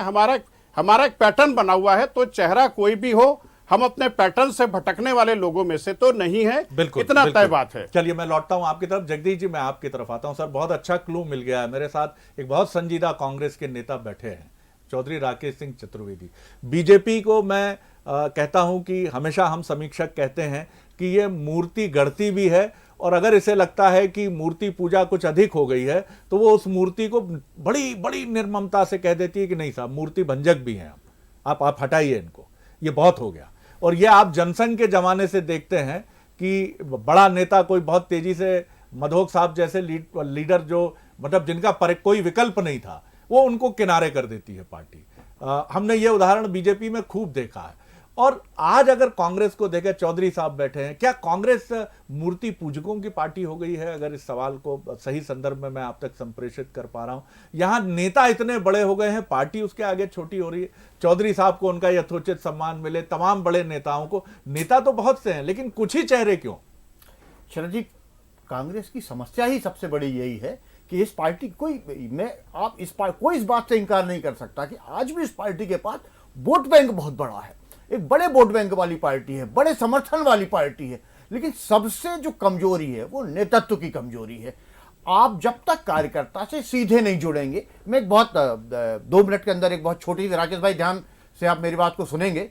मैं कांग्रेस की गवर्नमेंट थी और कांग्रेस के एक मिनिस्टर थे, अब नहीं रहे वो जी, भगवान, और मेरे अच्छे परिचित थे। मैं दिल्ली गया तो दिल्ली में बीजेपी ऑफिस के पास से मैं निकल रहा था किसी परिचित से, और मैं थोड़ा सा आगे बढ़ रहा था, कनॉट प्लेस की तरफ जा रहा था, वो मेरे को मिल गए। तो मैंने उनसे पूछा कहां से आ रहे हो? तो मेरे साथ बीजेपी के ही एक नेता थे, और वे कोई बहुत बड़े नेता नहीं है, पूर्व एमएलए और हम थे दोनों। तो उन्होंने कहा कि हम अमित शाह जी से मिलने गए थे। तब अमित शाह जी जो है भाजपा के अध्यक्ष हुआ करते थे। तो बोले यार तुम तो साथ में ही फ्लाइट से आए हैं, अपन तो तुम मिल भी लिए? बोले हाँ, हम लोग शाम को जा भी रहे हैं। तो वो कैबिनेट मिनिस्टर थे, उन्होंने बताया कि राहुल गांधी जी से टाइम मांगा है तो कल शाम का मिला है। ये जो स्थितियां हैं, ये स्थितियों पे ही तो आत्मचिंतन होना है। आप कुछ भी नहीं है, तब भी आप मिनिस्टर हैं, वो 3-3 बार के एमएलए रहे हैं, और अगर उन्हें सेम डे टाइम नहीं मिल रहा है, तत्काल उनसे बात नहीं हो रही है, मैं नहीं समझता अब वो दौर नहीं है। कांग्रेस दरअसल उस दौर में जी रही है जिस दौर में कोई विकल्प नहीं थे। इंदिरा जी वाला दौर कांग्रेस और नेहरू जी वाला दौर कांग्रेस से मान ले के खत्म हो गया है। अब आपको सेम डे सेम लोगों से मिलना है। मैं नाम नहीं लेना चाह रहा हूं, मध्य प्रदेश में भी नेताओं के, मध्य प्रदेश में भी स्थितियां बहुत अलग नहीं है। मध्य प्रदेश के बीजेपी दफ्तर आप जाइए, प्रदेश अध्यक्ष का दरवाजा, कोई भी प्रदेश अध्यक्ष रहा हो, आप भी मेरे साथ, आपने भी शरद जी बीजेपी काफी दिनों तक कवर की है, चाहे वो प्रभात जी रहे हों, चाहे वो राकेश जी रहे हों, एक पूरी तरह कार्यकर्ताओं के लिए ओपन है गेट। आप आइए, अपनी बात कहिए और जाइए, और अगर ज्यादा होगा, उन्हें लगा कि भीड़ ज्यादा है, तो खुद अध्यक्ष उठ के बाहर आ जाएगा। इस नीति पर जब तक आप नहीं चलेंगे, कोई भी राजनीतिक दल, जब तक राजनीति का चेहरा बहुत बदल चुका है, बहुत बदल के आपको सामने आना पड़ेगा। और दूसरी चीज, आपको अनिर्णय की स्थिति से बचना होगा। कांग्रेस के लिए जो सबसे बड़ी दिक्कत है वो अनिर्णय की स्थिति है। आप किसी चीज में तत्काल निर्णय लीजिए। आप बीजेपी को देखिए ना, आपने जैसे कहा उमा भारती को निर्णय लिया तो ले ही लिया ना, उसके बाद जो भी होना होता वो होता। आप निर्णय लीजिए और एक झटके में फैसले करिए। जब तक एक झटके में, मध्य प्रदेश में भी यही हुआ था जिसके कारण सिंधिया जी गए। आपको कार्यकर्ताओं को सम्मान देना पड़ेगा, नेताओं की बात सुननी पड़ेगी। तीसरी चीज जो मैं आपसे कहना चाह रहा हूं, एक बात बीजेपी के लिए अलार्मिंग है, लेकिन ये कि आप भी अब आप नहीं हो, आप भी आ गई है और भी दूसरे लोग आएंगे। सापा एक बड़ा, मैं अखिलेश यादव की तारीफ कर रहा हूं, बड़े बड़े धुरंधरों के सामने उस 40 साल की युवा ने बहुत ताकत से चुनाव लड़ा। हार जीत चुनाव में होती रहती है, लेकिन अखिलेश यादव को मैं आपके चैनल के माध्यम से धन्यवाद देना चाह रहा हूं। बहुत ताकत से चुनाव लड़ा, और अब पहली बार ये वो चुनाव था जिसमें मुलायम सिंह पीछे थे, सिर्फ अखिलेश मैदान में थे। अखिलेश एकमात्र बड़े नेता बन के उभरे हैं, और कांग्रेस को, राहसाई कांग्रेस भी उनने मिटा के रख दी वहां पे यूपी में। और मुझे लगता है जगदीश जी, अगर आजम खान और शिवपाल जी का बैगेज उनकी पीठ पे नहीं होता तो शायद तो इतना खराब प्रदर्शन नहीं होता, और आज शायद वो बाजी पलटने में भी कामयाब हो जाते। नहीं सर जी, एक और यूपी में जो बात कह रहा हूं मैं, जिसको लोग, कोई मंदिर मुद्दा नहीं है। मंदिर मुद्दा बहुत सारे, हम भी हिंदू हैं, लेकिन मैं कोई जो है राम मंदिर हमारे लिए भगवान है, लेकिन मैं किसी राजनीतिक दल के समर्थक होकर हिंदू नहीं हो सकता। भाई हिंदू हिंदू होता है, हम अपनी सनातन संस्कृति को मानते हैं। जो सबसे बड़ा यूपी में मुद्दा था, चूंकि मैं यूपी से भी वास्ता रखता हूँ, मूल रूप से यूपी का रहने वाला हूँ मैं, यूपी में जो हम जब जाते थे अपने खेतों की तरफ, गांव की तरफ, तो अनपढ़ आदमी भी एक बात कहता था, सालों का माफिया राज खत्म हुआ है साहब 5 साल के अंदर। ये सबसे बड़ा मुद्दा यूपी में था। महिलाओं को जिस तरीके से स्वतंत्रता मिली, महिला की आप देखें, सबसे बड़ा महिला वोट बैंक योगी जी के पक्ष में आया है इस बार। और जो एक मुद्दे पे केवल योगी जी चुनाव जीत गए, जो मेरा अपना असेसमेंट है कि उन्होंने माफिया को जड़ से खत्म कर दिया, और यूपी में पहली बार लोगों को लगा कि थानों में आम आदमी की सुनवाई हो रही है। और जब आप ये डिलीवर करेंगे लोगों को, तो आप चुनाव नहीं हारेंगे, क्योंकि आप यूपी में पुलिस से और माफियाओं से जनता वहां की त्रस्त थी। बहुत अच्छा सूत्र आपने दिया है कि जो लोअर ब्यूरोक्रेसी है और ब्यूरोक्रेसी है, अगर एक प्रशासक की छवि के साथ मुख्यमंत्री एक संदेश देता है कि हाँ तो हाँ, सुन लीजिए साहब, आप जो भी हो, प्रमुख सचिव हो, एडिशनल चीफ सेक्रेटरी हो, ना तो ना, ये करना है तो ये जाना है, इससे एक बड़ा फायदा होता है। क्योंकि आम आदमी का जो पैरोकार है वो जनप्रतिनिधि है, राकेश जी हैं, डॉक्टर हितेश वाजपेयी हैं, वो नहीं जा सकता है मंत्रालय साहब, वहां की लिफ्ट में जिसकी बड़ी हाई फाई कीमत है वो नहीं सवार हो सकता, वो गार्ड को देख के डर जाता है। लेकिन अगर डॉक्टर हितेश जो आम आदमी पार्टी की सफलता के पीछे का सच है, चौधरी साहब ये बहुत सुंदर व्याख्या जगदीश जी ने की है। 90 में मुझे याद आता है कि 2 नेता दोनों एक दूसरे को सप्लीमेंट करते हैं बीजेपी में, बड़ी चुनौतियां हैं। 84 में 2 सांसद आए हैं जिस पार्टी के नाम बीजेपी है, लेकिन 2 नेता अपने प्रतिस्पर्धा को, क्योंकि प्रतिस्पर्धा तो हो गई आडवाणी जी में और अटल जी में, लेकिन वो बहुत पार्टी संगठन के लिए उसको पीछे रखते हैं। एक कहता है मैं रथ यात्रा निकालता हूं, दूसरा कहता है आप रथ यात्रा निकालो, मैं बिल्कुल सपोर्ट में खड़ा रहूंगा। पूरे उत्तर भारत की बेल्ट में गुजरात से शुरू होकर लालू प्रसाद जी पटना में रोक लेते हैं, बिहार में रोक लेते हैं, लेकिन वो एक नींव रख देती है, वो यात्रा बता देती है। वो आडवाणी जी प्रधानमंत्री नहीं बन पाते, वो 80 के उत्तरार्ध में प्रधानमंत्री का चेहरा बनते हैं, लेकिन सफल नहीं हो पाते, पीछे चले जाते हैं गरिमा से। मुरली मनोहर जोशी अपना अधिकार मांगने नहीं आते हैं। ये बीजेपी के लिए क्या ऐसी रथ यात्रा, क्या राहुल गांधी जी नितांत अकेले हैं आज? उनके साथ ऐसे नेतृत्व की जमात नहीं है जो कहे सर आप दिल्ली बैठो, हम एक बड़ी यात्रा पर निकलते हैं बीजेपी की तर्ज पर। व्हाट वेंट रॉन्ग सर, क्या गलत हो रहा है? बिल्कुल, आप मुद्दे की बात आपने शरद जी कर दी है। आपने जिस दौर की बात की है कि आडवाणी जी जब राम मंदिर के लिए रथ यात्रा लेके निकले, तो वो कोई बेरोजगारी के लिए यात्रा नहीं थी, वो कोई किसानों के लिए यात्रा नहीं थी, वो देश को समृद्धशाली देश बनाने के लिए यात्रा नहीं थी। वो यात्रा थी एक धार्मिक भावना को उद्दलित करने की। और उसका जो आपने उदाहरण दिया है कि 2 नेता हुआ करते थे, हाँ, दूसरे नेता थे सम्माननीय अटल बिहारी वाजपेयी जी, जो उस दौर में अमेरिका चले गए थे, उन्होंने कहीं भी उनकी यात्रा को अप्रिशिएट नहीं किया जाके। तो इस बात से बिल्कुल अलहदा नहीं हुआ जा सकता कि आपको जनता की नब्ज पकड़नी पड़ेगी। आडवाणी जी ने वो नब्ज पकड़ी कि मैं क्या कर सकता हूँ, और रथ यात्रा पर निकले, जबकि उनको उसका जो मुकाम हासिल होना चाहिए था वो उनको उस दल ने नहीं दिया। आडवाणी जी आज वानप्रस्थ का जीवन जी रहे हैं। दूसरी बात मैं ये कहना चाहता हूँ कि अभी बार बार बात निकल के आती है, आदरणीय वाजपेयी साहब भी कह रहे थे, आपने भी दोहराया कि वो समय नहीं रहा जगदीश भाई ने, कि जवाहरलाल नेहरू का और इंदिरा जी का, बेशक, लेकिन आप देखिए कि जिस दल ने 50 वर्ष तक राज्य किया है और आपके दल को अभी जुमे जुमे 10 साल हुए हैं, पहले आप उस स्थिति में पहुंच जाइए। एंटी इनकम्बेंसी काम करने का तरीका आपको कहीं ना कहीं ले जाता है। जैसे आज मैं एक बहुत बड़े चैनल को सुन रहा था कि जब शुरू में जब 2014 में मोदी जी की सभाएं होती थी तो लोग नारे लगाते थे, मोदी मोदी मोदी मोदी, बिहार में चाहे कहीं भी। इस बार जो उत्तर प्रदेश में जो सभाएं हुई उसमें कहीं भी ये नारे नहीं देखे गए, वहाँ कहीं भी ये नारे नहीं लगे, जबकि बहुत ज़्यादा सभाएं की मोदी जी ने। समय का अपना प्रभाव होता है और समय का ये प्रभाव है कि भारतीय जनता पार्टी। जगदीश जी कुछ आपसे पूछना चाह रहे थे। जी जगदीश जी। मेरा कहना केवल राकेश भाई से इतना था कि इन्होंने बहुत सही बात कही, मैं उससे सहमत हूँ कि आडवाणी जी ने जो रथ यात्रा निकाली वो ना तो बेरोजगारों के लिए थी, न देश को समृद्धशाली बनाने के लिए थी, लेकिन वो रथ यात्रा क्यों निकाली और वो रथ यात्रा क्यों निकाली गई, उसके कारणों पे भी तो शरद जी हमको जाना चाहिए ना। उसका जो सबसे बड़ा कारण था, बीजेपी ये समझ रही थी कि देश का एक बहुत बड़ा बहुसंख्यक वर्ग है, जिसको लगातार आप अपने राजनीतिक चश्मे से उपेक्षित करते चले जा रहे हो। आप एक वर्ग विशेष की तरफ आपका आकर्षण बढ़ रहा है, ये परसेप्शन बन गया था जनता के बीच में। और जनता के बीच में परसेप्शन ऐसा ही नहीं बनते, जनता के बीच में परसेप्शन बनते हैं आपके बयानों से, आपके फैसलों से। तो आपने लगातार ऐसे फैसले लिए जिससे बहुसंख्यक वर्ग कहीं ना कहीं इसमें गया कि साहब ये पार्टी, शायद आपको राकेश जी मेरी बात से असहमत भी हो सकते हैं, मैं सहमत हूं आपकी कि शायद ये पार्टी हमारी नहीं रही। तो और बीजेपी, जो आपने कहा नब्ज बीजेपी ने टटोली, नब्ज बीजेपी ने पकड़ी कि यार ये जो मौका है ये हमको कैश कराना है। और ठीक उसी समय जब भी घोड़ा होता है, मैं बार बार जो राकेश जी आपसे, तब भी अगर इलाज कर दिया जाए तो वो बहुत जल्दी ठीक हो जाता है। लेकिन जब हम इस स्थिति में रहें कि हम इसको छुएं तो ऐसा ना हो ये और बड़ा हो जाए, या इसको छुएंगे तो ऐसा ना हो ये सूख जाए। तो जब हम इन स्थितियों में रहते हैं तब ये हालात बनते हैं जो कांग्रेस के बने। एक आइडियल कॉम्बिनेशन भी बीजेपी ने रखा है। देखिए 2014 में मोदी जी के नारे में कहीं राम मंदिर नहीं था, ट्रिपल तलाक नहीं था, कश्मीर नहीं था। 2003 में जब मध्य प्रदेश में बीजेपी ने 3/4 बहुमत से लैंडस्लाइडिंग विक्ट्री हासिल की तो उसमें राम मंदिर नहीं था, उसमें विकास का मुद्दा था।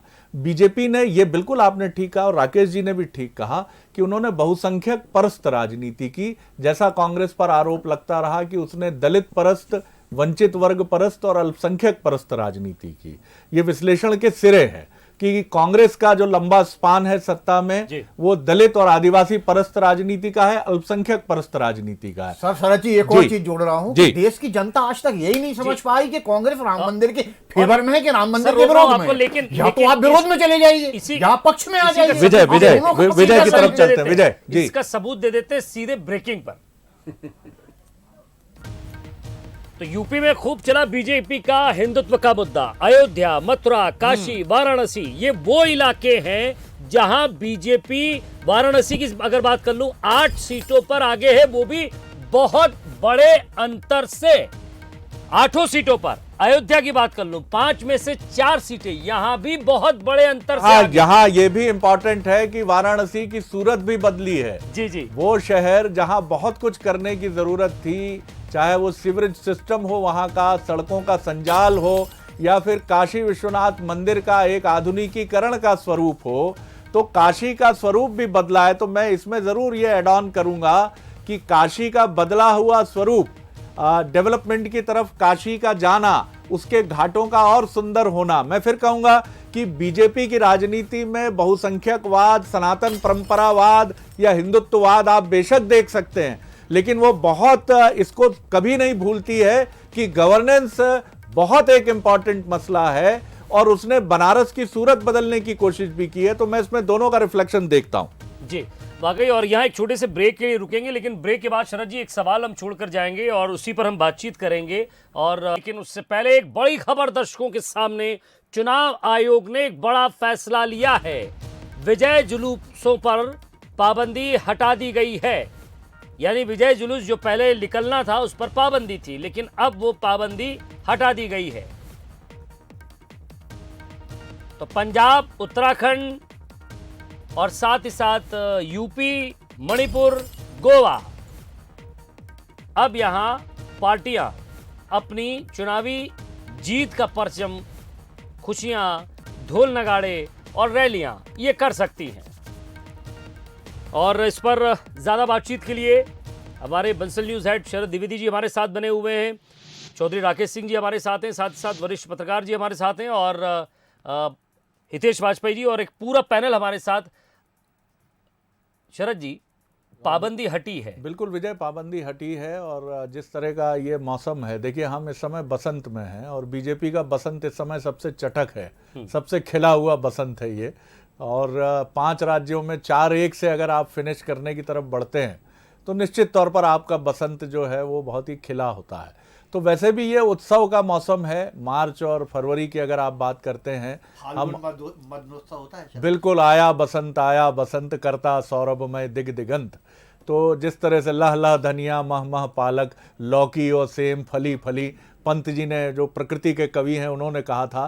तो बसंतोत्सव भी है। फरवरी और मार्च का ये समय होली मुहाने पर खड़ी है, और ऐसे में अगर आप इस तरह से फिनिश करते हैं उत्तर प्रदेश जैसे कठिन राज्य को, तो निश्चित तौर पर ये मौका जश्न का है। अगर पाबंदी लगी भी होती तो वो सिर्फ नाम मात्र की पाबंदी होती। तो अच्छा किया चुनाव आयोग ने कि उसने कहा कि चलो साहब हमारी पाबंदी लगी रहेगी तो उसकी भी अवमानना अवहेलना होगी। कुछ लोग ये कहेंगे कि पाबंदी के बीच ऐसा जुलूस है। तो अच्छा किया उन्होंने, पाबंदी हटा दी और कोरोना महोदय भी इस समय खामोश हैं और खामोश ही रहें तो अच्छी बात है निश्चित तौर पर। और जो खबर हमारे पास है कि शाम को दिल्ली में प्रधानमंत्री केंद्रीय गृह मंत्री अमित शाह जी और बीजेपी जेपी नड्डा साहब बीजेपी के राष्ट्रीय अध्यक्ष तमाम बड़े नेताओं की मौजूदगी में एक बड़ा कार्यक्रम होने जा रहा है। जी। और इस वक्त एक खास मेहमान भी हमारे साथ जुड़ रहे हैं, एग्जीक्यूटिव एडिटर मनोज सैनी जी हमारे साथ बने हुए हैं। मनोज जी, आपके साथ एक खास मेहमान है, जरा उनसे भी परिचय करवाइएगा और इस पूरी समीक्षा में उनका भी एक्शन रिएक्शन हम जरूर लेंगे। बिल्कुल विजय, इस वक्त मेरे साथ भारतीय जनता पार्टी के मध्य प्रदेश के अध्यक्ष बी डी शर्मा जी है, युवा तरुणाई है और अब तो दिखाई दे रहा है कि 5 राज्यों में से 4 में कमल खिलता हुआ दिखाई दे रहा है। तो चलिए आपको मिलवाता हूं सीधे इस वक्त। सर स्वागत है आपका। धन्यवाद मनोज जी, बहुत बहुत धन्यवाद। आपको भी बहुत बहुत बधाई, बहुत बहुत शुभकामनाएं। क्या कहेंगे आज जो परिणाम दिखाई दे रहा है, एक बार फिर कमल खिल गया? देखिए, परिणाम इस देश के अंदर भारतीय जनता पार्टी के ही मध्य प्रदेश के नहीं दुनिया के सर्वाधिक लोकप्रिय नेता माननीय प्रधानमंत्री नरेंद्र मोदी जी के प्रति जनता का अपार स्नेह और अथाह विश्वास है। गरीब कल्याण की योजनाएं जो गरीबों का जीवन बदल रही हैं, उत्तर प्रदेश उनके प्रति जनता का मध्य प्रदेश तो और जिस प्रकार से अमित शाह जी की कुशल रणनीति, माननीय जेपी नड्डा जी सर बोलिएगा।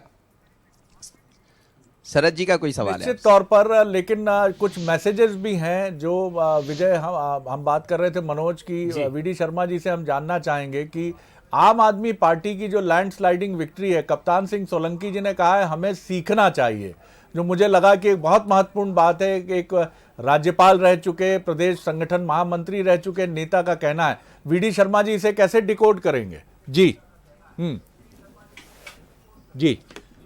शरद जी, उन्होंने जो कहा है उनका अपना व्यक्तिगत विचार हो सकता है, लेकिन मैं ऐसा मानता हूं कि दिल्ली के अंदर जिस प्रकार से केजरीवाल के चरित्र को दिल्ली की जनता ने पहचाना है, जिस प्रकार से दिल्ली के अंदर छल कपट और झूठ की राजनीति के आधार पर वो सत्ता में तो आ गए, लेकिन उन्होंने जिस प्रकार से जो काम किया है वो जनता बेहतर तरीके से जानती है। और मैं ऐसा मानता हूं कि पंजाब के अंदर भी जनता, ये जो सॉफ्ट नक्सलिज्म, देश विरोधियों के साथ खड़े होने वाले लोग हैं, इनके बारे में पंजाब की जनता इनको बहुत स्वीकारोक्ति नहीं देगी, क्योंकि परिणाम आए हैं और मैंडेट मिला है। तो मैंडेट का तो लोकतंत्र में हम सम्मान करते हैं, लेकिन मैं ऐसा मानता हूं कि पंजाब की जनता भी इनके करैक्टर को जल्दी ही पहचान जाएगी।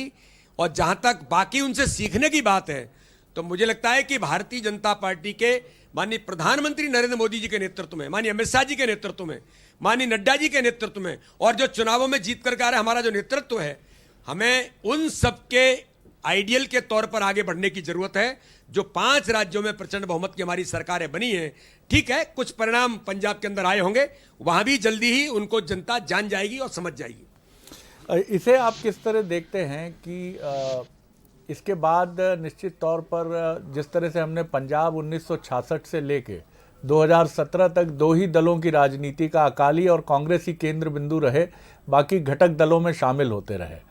आम आदमी पार्टी जैसे जो फैक्टर्स हैं उनको ये देखना होगा कि ये आपके निरंतर, आप खुद एक स्कॉलर पॉलिटिशियन हैं, बहुत आप विद्यार्थी परिषद से आपका जुड़ाव, आप चीज़ों को बहुत गहराई से समझने की कोशिश भी करते हैं। ये तो समझना होगा कि 2 दलों की राजनीति जिन राज्यों में है वहाँ कुछ ऐसी चूक ना हो जाए, क्योंकि कई बार जब आप वन साइडेड चले जाते हैं, लगातार एक जैसा जनादेश आता है, तो भी किसी तीसरे दल को जगह मिलती है। तो बीजेपी को इस जनादेश से आपको क्या लगता है? और अधिक विनम्र होना, विनम्रता बीजेपी का स्वभाव है, लेकिन कार्यकर्ताओं को और अधिक एक्सेस देना और आम आदमी जो प्रदेश की जनता है उसके प्रति भी और ज़्यादा जवाबदेह होना, ये क्या आपको लगता है कि ये कुछ चीज़ें हैं जिनको बीजेपी को विचार करना चाहिए और अधिक गंभीरता से? ये आपने शरद जी बहुत ठीक कहा है। हम लोग इस पर, और मुझे लगता है हमारा नेतृत्व हमेशा से माननीय नड्डा जी के नेतृत्व में, माननीय अमित शाह जी की जो रणनीति है और बूथ और संगठन को मजबूत करना, पंजाब के अंदर भी आगामी समय में इस दिशा में मुझे लगता है कि बेहतर काम हुआ है और भी इसको ताकत दे करके आगामी समय में जो समीक्षा करके वहां पर अपने संगठन को मजबूती के आधार पर आगे बढ़ाना, और माननीय प्रधानमंत्री के नेतृत्व में पंजाब में भी जनता का जो विश्वास मिलेगा, मुझे लगता है कि इस पर हमारा संगठन हमेशा से विचार करता भी आया है और भी गंभीरता के साथ करेगा, और मुझे ऐसा लगता है जरूर हम वहां पर भी अच्छा करने का प्रयास करेंगे। कंक्लूड करूंगा, जगदीश द्विवेदी जी भी मेरे साथ हैं, अगर वो भी कुछ पूछना चाहें तो इस सवाल के बाद मंच उनके लिए भी खुला रहेगा। मैं 2023 पर इसका असर और 2024 के लोकसभा चुनाव पर इसके असर को, खासतौर से देश की सबसे अधिक आबादी वाले एक बात मैं जरूर कहना चाहता हूं जी। कि इन चुनावों में जी भारत के लोकप्रिय प्रधानमंत्री नरेंद्र मोदी जी ने एक दिशा बदल दी है। इस चुनाव में राजनीति की दिशा बदल दी है। जो लोग अल्पसंख्यक तुष्टीकरण की राजनीति, जो लोग जातिवाद की राजनीति, और जो लोग जिस प्रकार से इस देश के अंदर अपराधीकरण की राजनीति करते थे, जनता ने उनको जवाब दे दिया। और मोदी जी की देश प्रथम, देश के लिए काम करना, और इस देश के अंदर माननीय प्रधानमंत्री के नेतृत्व में गरीब कल्याण की योजनाओं पर, विकास के मुद्दे पर राजनीति की दिशा बनी है। इसलिए इन चुनावों में राजनीति की दिशा माननीय प्रधानमंत्री के नेतृत्व में एक नई दिशा बनी है। मध्य प्रदेश की भी एक पूरी टीम उत्तर प्रदेश में काम कर रही थी, आपके नेतृत्व से यहाँ वहाँ पहुंची हुई थी। तो क्या ये माना जाए कि जो जीत है वो सबके साथ मिलने से इस तरह पहुंची है कि आप उसी जगह पहुंच रहे हैं जहाँ पहले रहा करते? हमारी जिम्मेदारी थी, हमारी भूमिका थी। पड़ोसी राज्य हैं, भारतीय जनता पार्टी एक परिवार है, इसलिए परिवार के नाते से अपने उत्तर प्रदेश के चुनाव में हमारे कार्यकर्ताओं ने सहयोगी की भूमिका निभाई। हमारे माननीय मुख्यमंत्री जी भी लगातार मैदान में थे, हमारे वरिष्ठ नेतृत्व मैदान में थे, और सभी कार्यकर्ता पड़ोसी जो हमारा राज्य है उन जिलों में अपनी भूमिका निभाने का काम किया। इसलिए मैं उनको भी बधाई देता हूं, शुभकामना देता हूं। हमारे कार्यकर्ताओं ने भी बहुत अच्छी मेहनत और सहयोगी के तौर पर अपनी भूमिका निभाने का काम उत्तर प्रदेश के अंदर किया। बिल्कुल मनोज, कुछ 300 से अधिक कार्यकर्ता उत्तर प्रदेश गए थे, मध्य प्रदेश थे, और बड़ा इम्पैक्टफुल रहा था। मुख्यमंत्री शिवराज सिंह चौहान जी की सभाएं थी, वो भी गए, कुछ डॉक्टर नरोत्तम मिश्रा भी गए, और भी नेता मध्य प्रदेश से गए। तो जाहिर तौर पर ये जो 300 कार्यकर्ता हैं, जो वीडी शर्मा जी के साथ भी, वीडी शर्मा जी मध्य प्रदेश संगठन ने रचा, उसने उत्तर प्रदेश में काफी महत्वपूर्ण भूमिका निभाई, और जाहिर तौर पर 23 में उनकी भूमिका मध्य प्रदेश में होगी। वीडी शर्मा जी की इस पर टिप्पणी लेना चाहूंगा मैं। जी शरद जी, जो मैंने कहा कि हमारी एक नैतिक जिम्मेदारी थी कि पड़ोसी राज्य और हमारे कार्यकर्ताओं के जिले बहुत जुड़े हुए हैं, तो इसलिए एक दूसरे के रिश्तेदार भी आसपास में बहुत हैं जी। इसलिए संगठन में एक परिवार भाव से, जो भारतीय जनता पार्टी एक परिवार भाव से काम करता है, तो इसलिए हमारी जिम्मेदारी थी कि हम अपने पड़ोसी राज्य में इस चुनाव में एक सहयोगी की भूमिका में मदद करें। और मैं आपको ये बड़ा गंभीरता के साथ कह रहा हूं कि हमारे कार्यकर्ताओं ने अथक मेहनत, मध्य प्रदेश के लोगों ने भी वहां का जो तंत्र था उसमें सहयोगी बनकर के ताकत देने का काम किया, और उसका परिणाम है कि पूरे अपने कार्यकर्ताओं ने भी, अभी कल हमने समीक्षा बैठक भी की थी, उनका भी यही कहना था कि बहुत व्यापक और अच्छे परिणाम आएंगे, वो आज दिखाई दे रहे हैं। इसलिए उत्तर प्रदेश में, मध्य प्रदेश के हमारे कार्यकर्ताओं ने, माननीय शिवराज सिंह चौहान हमारे मुख्यमंत्री जी, हमारे नरोत्तम मिश्रा जी, और भी हमारे कार्यकर्ता, हमारे कैलाश जी उत्तराखंड में लगे थे, ऐसे और भी हमारे सभी कार्यकर्ता, माननीय नरेंद्र सिंह तोमर जी, बाकी सभी लोग जो हमारा नेतृत्व है वो भी सब पूरे इस चुनाव में जुटे थे। इसलिए मैं उनको भी शुभकामनाएं देना चाहता हूं। बिल्कुल। जगदीश द्विवेदी जी आपसे सवाल लेना चाहेंगे। जी जगदीश भाई, सबसे बड़ा सवाल, यूपी में जो आप चुनाव जीते या जो परिणाम यूपी में आपको देखने को मिले, उसमें लॉ एंड ऑर्डर की बहुत महत्वपूर्ण भूमिका थी। कहीं ना कहीं आपने सारे मुद्दे उस मुद्दे से पीछे चले गए। चूंकि मैं भी बुंदेलखंड से वास्ता रखता हूं, और यूपी जहां से सांसद हैं, आसपास के सारे गांव हमारे उत्तर प्रदेश से जुड़े हैं, वहां सबसे बड़ा जो मुद्दा था आम जनता के बीच में, सारे मुद्दे एक तरफ थे, एक मुद्दा था कि योगी जी ने वहां कानून व्यवस्था की स्थिति को बेहद मजबूत करके रखा था। लेकिन वैसी स्थितियां, क्या आपको मध्य प्रदेश में वैसी स्थितियां नहीं है? मध्य प्रदेश में भी साल भर बाद चुनाव होने वाले हैं। मध्य प्रदेश में मैं जानना यह चाह रहा था कि जैसे यूपी में लॉ एंड ऑर्डर मुद्दा था, मध्य प्रदेश में बीजेपी के पास मुख्य मुद्दा क्या होगा? एक बात। दूसरी बात यह कि जिस सरकार को आपने, सिंधिया समर्थक आपके पास आए और एक गवर्नमेंट बनी, उपचुनाव हुए, उसमें आप जीते, लेकिन जब आम चुनाव आएगा तब सिनेरियो थोड़ा सा अलग होगा। तो इसको बीजेपी कैसे समेट के रख पाएगी? क्योंकि ये आज भी, ये जो कार्यकर्ता हैं वो आज भी नेता के साथ ही हैं, पार्टी के साथ कम दिखा करते हैं।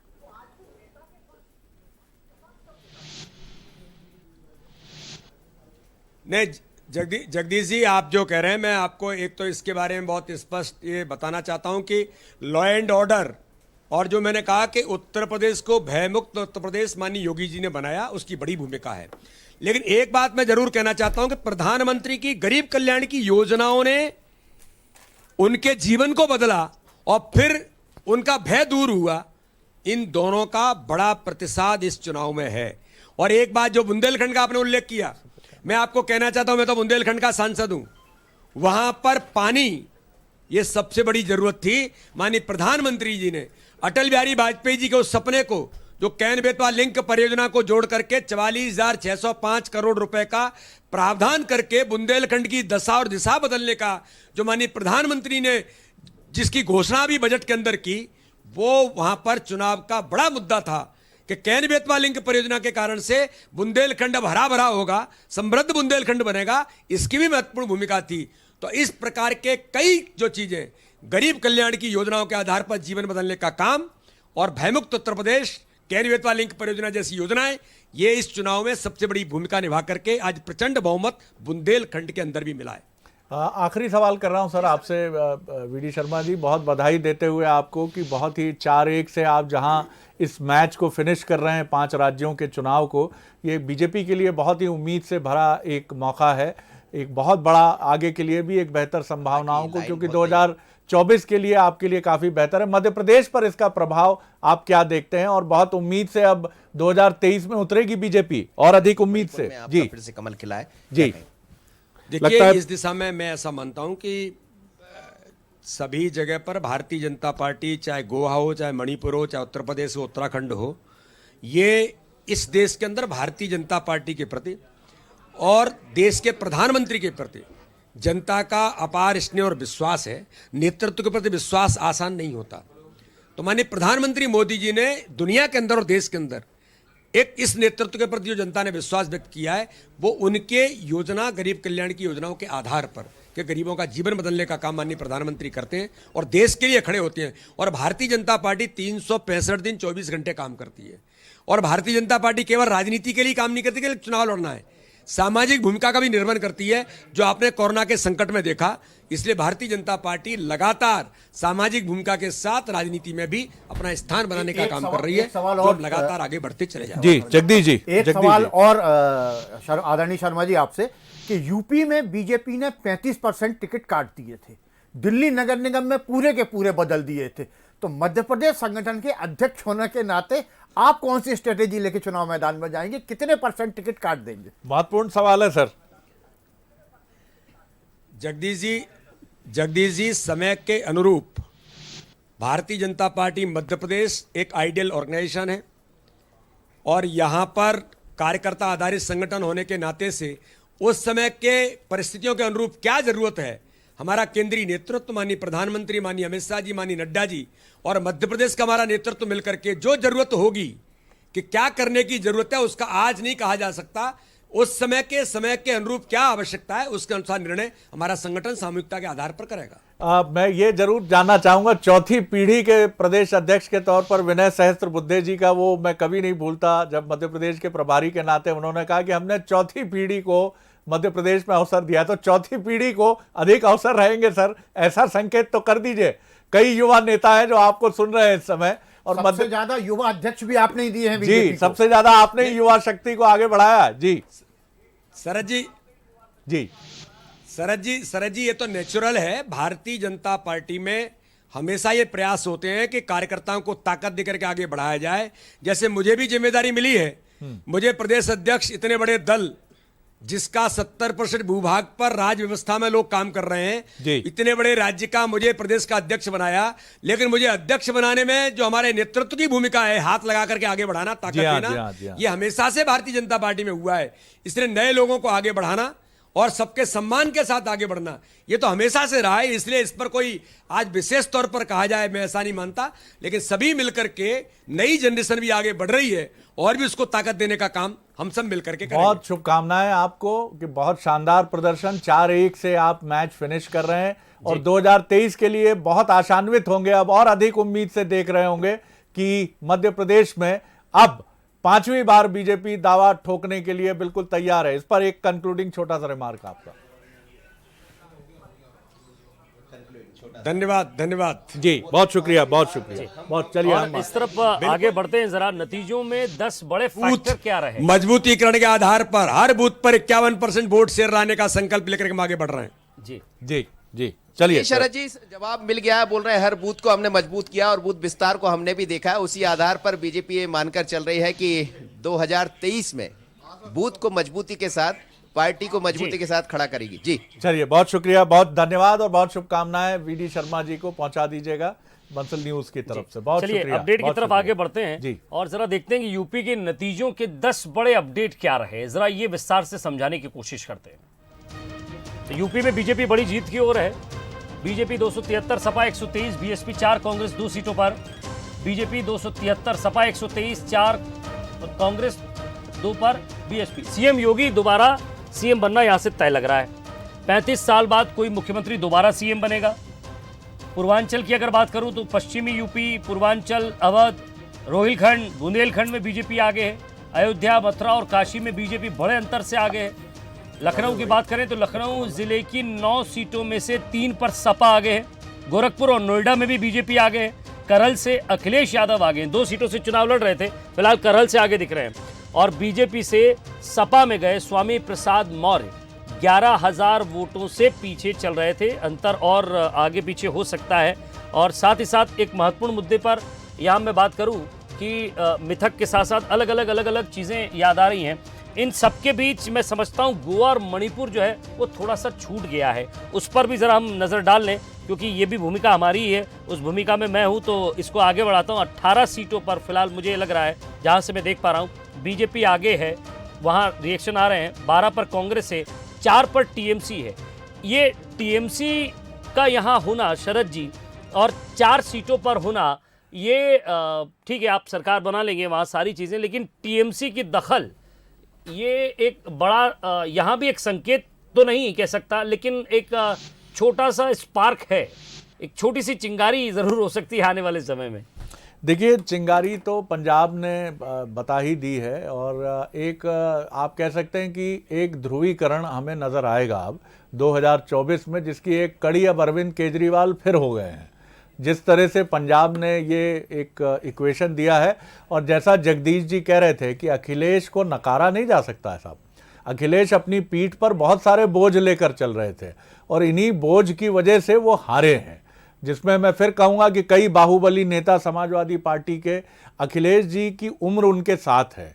और अगला जो इलेक्शन होगा जिसमें बीजेपी दूसरी बार एंटी इनकम्बेंसी के साथ मैदान में उतरेगी, क्योंकि सत्ताधारी दल है वो, और 10 साल के बाद एक बड़ी फाइट होती है साहब। मध्य प्रदेश में भी एक टर्म आपको मिल जाना बहुत कठिन नहीं होता है।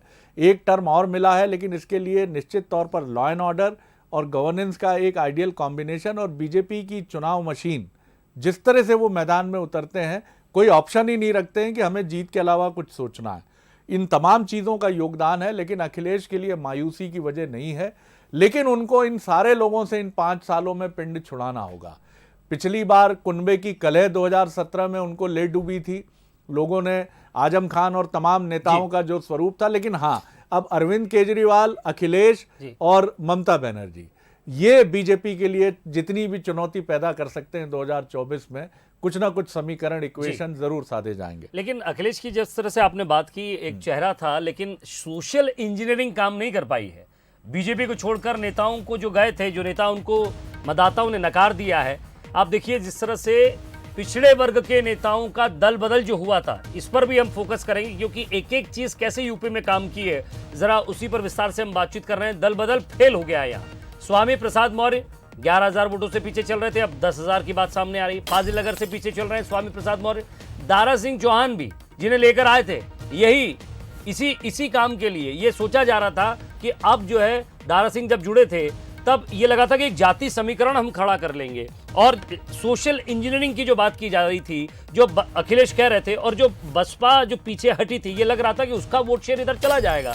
लेकिन साफ तौर पर यहाँ ये समझ में आया है कि आप अगर जाति के मुद्दे पर चुनाव लड़ रहे हैं तो जाति के साथ साथ आप उनके लिए काम क्या किया आपने, कभी उनको उनके नेताओं को लेके आगे बढ़े क्या? फिलहाल यहाँ दल बदल भी सामने आया, इसमें बहुत सारा मिक्सचर है शरद जी, इसको समझना थोड़ा देखिए ये बहुत अच्छा सवाल है और ये हमारे साथ बड़ा अच्छा पैनल है इस समय, जिसमें मैं तीनों जो लोग हैं, हमारे जगदीश जी बहुत ही सीजन पॉलिटिशियन हैं, बहुत ही गहरी समझ रखते हैं, और ये जो दो राजनेता हैं जिनमें एक वरिष्ठ कांग्रेस से और हमारे बीजेपी से हैं, दो ये स्कॉलर पॉलिटिशियन हैं, दोनों विचारक हैं। तो मैं सवाल इनके सामने भी रखूं, देखिए दल बदल के पीछे रैशनैलिटी होनी चाहिए, इट शुड बी जस्टिफाइड। क्यों दल बदला आपने? मध्य प्रदेश में एक धड़ा गया तो उसके पीछे देखिए एक कारण था, एक विवाद था जो सामने आता है, तो उतर जाएं, सड़क पर चले जाएं, जाना है तो चले जाएं छोड़कर, एक अपमान का भाव था। तो ये ऐसी अस्वाभाविक घटना नहीं थी कि अचानक लोगों को लगा कि नहीं मुझे थोड़ा बीजेपी की नाक अच्छी नहीं लग रही है इसलिए मैं दल बदल रहा हूं। इस तरह का रीजन नहीं था जैसा उत्तर प्रदेश में इन लोगों के साथ हुआ कि अचानक सब भला चल रहा है, अचानक आपने कहा कि नहीं साहब बीजेपी तो पिछड़ों को नहीं देखती है, न दलितों को देखती है, हमारा तो दम घुट रहा था। अरे भैया चुनाव के ठीक 1 महीने पहले दम घुटने लगता है आपका, तो जस्टिफाइड नहीं था ये रीजन। इस वजह से मुझे लगता है, जैसे आपको याद होगा कि मध्य प्रदेश में भी दल बदल हुआ था, एक नई पार्टी एनडी तिवारी के समय बनी थी जिसमें अर्जुन सिंह जी, माधवराव सिंधिया जी भी गए थे। लेकिन अगर आपका जस्टिफिकेशन बहुत क्लियर नहीं है तो ये चीजें आगे नहीं बढ़ती। एक छोटी टिप्पणी मैं तीनों की लेना चाहूंगा। जगदीश जी। शरद जी, पहली चीज तो ये कि जो उन्होंने जो सबसे बड़ी चीज है, ये लोकतंत्र के लिए जो भी परिणाम आ रहे हैं ये बहुत शुभ हैं। जनता, आप पंजाब को देख लीजिए, आप यूपी को देख लीजिए, अमरिंदर सिंह और सिद्धू दोनों के बीच विवाद हुआ, जनता ने दोनों को नकार दिया। जनता इसे पसंद नहीं कर रही है, जनता समझ रही है कि आपको हमारे सरोकार नहीं अपने सरोकारों से मतलब रह गया है।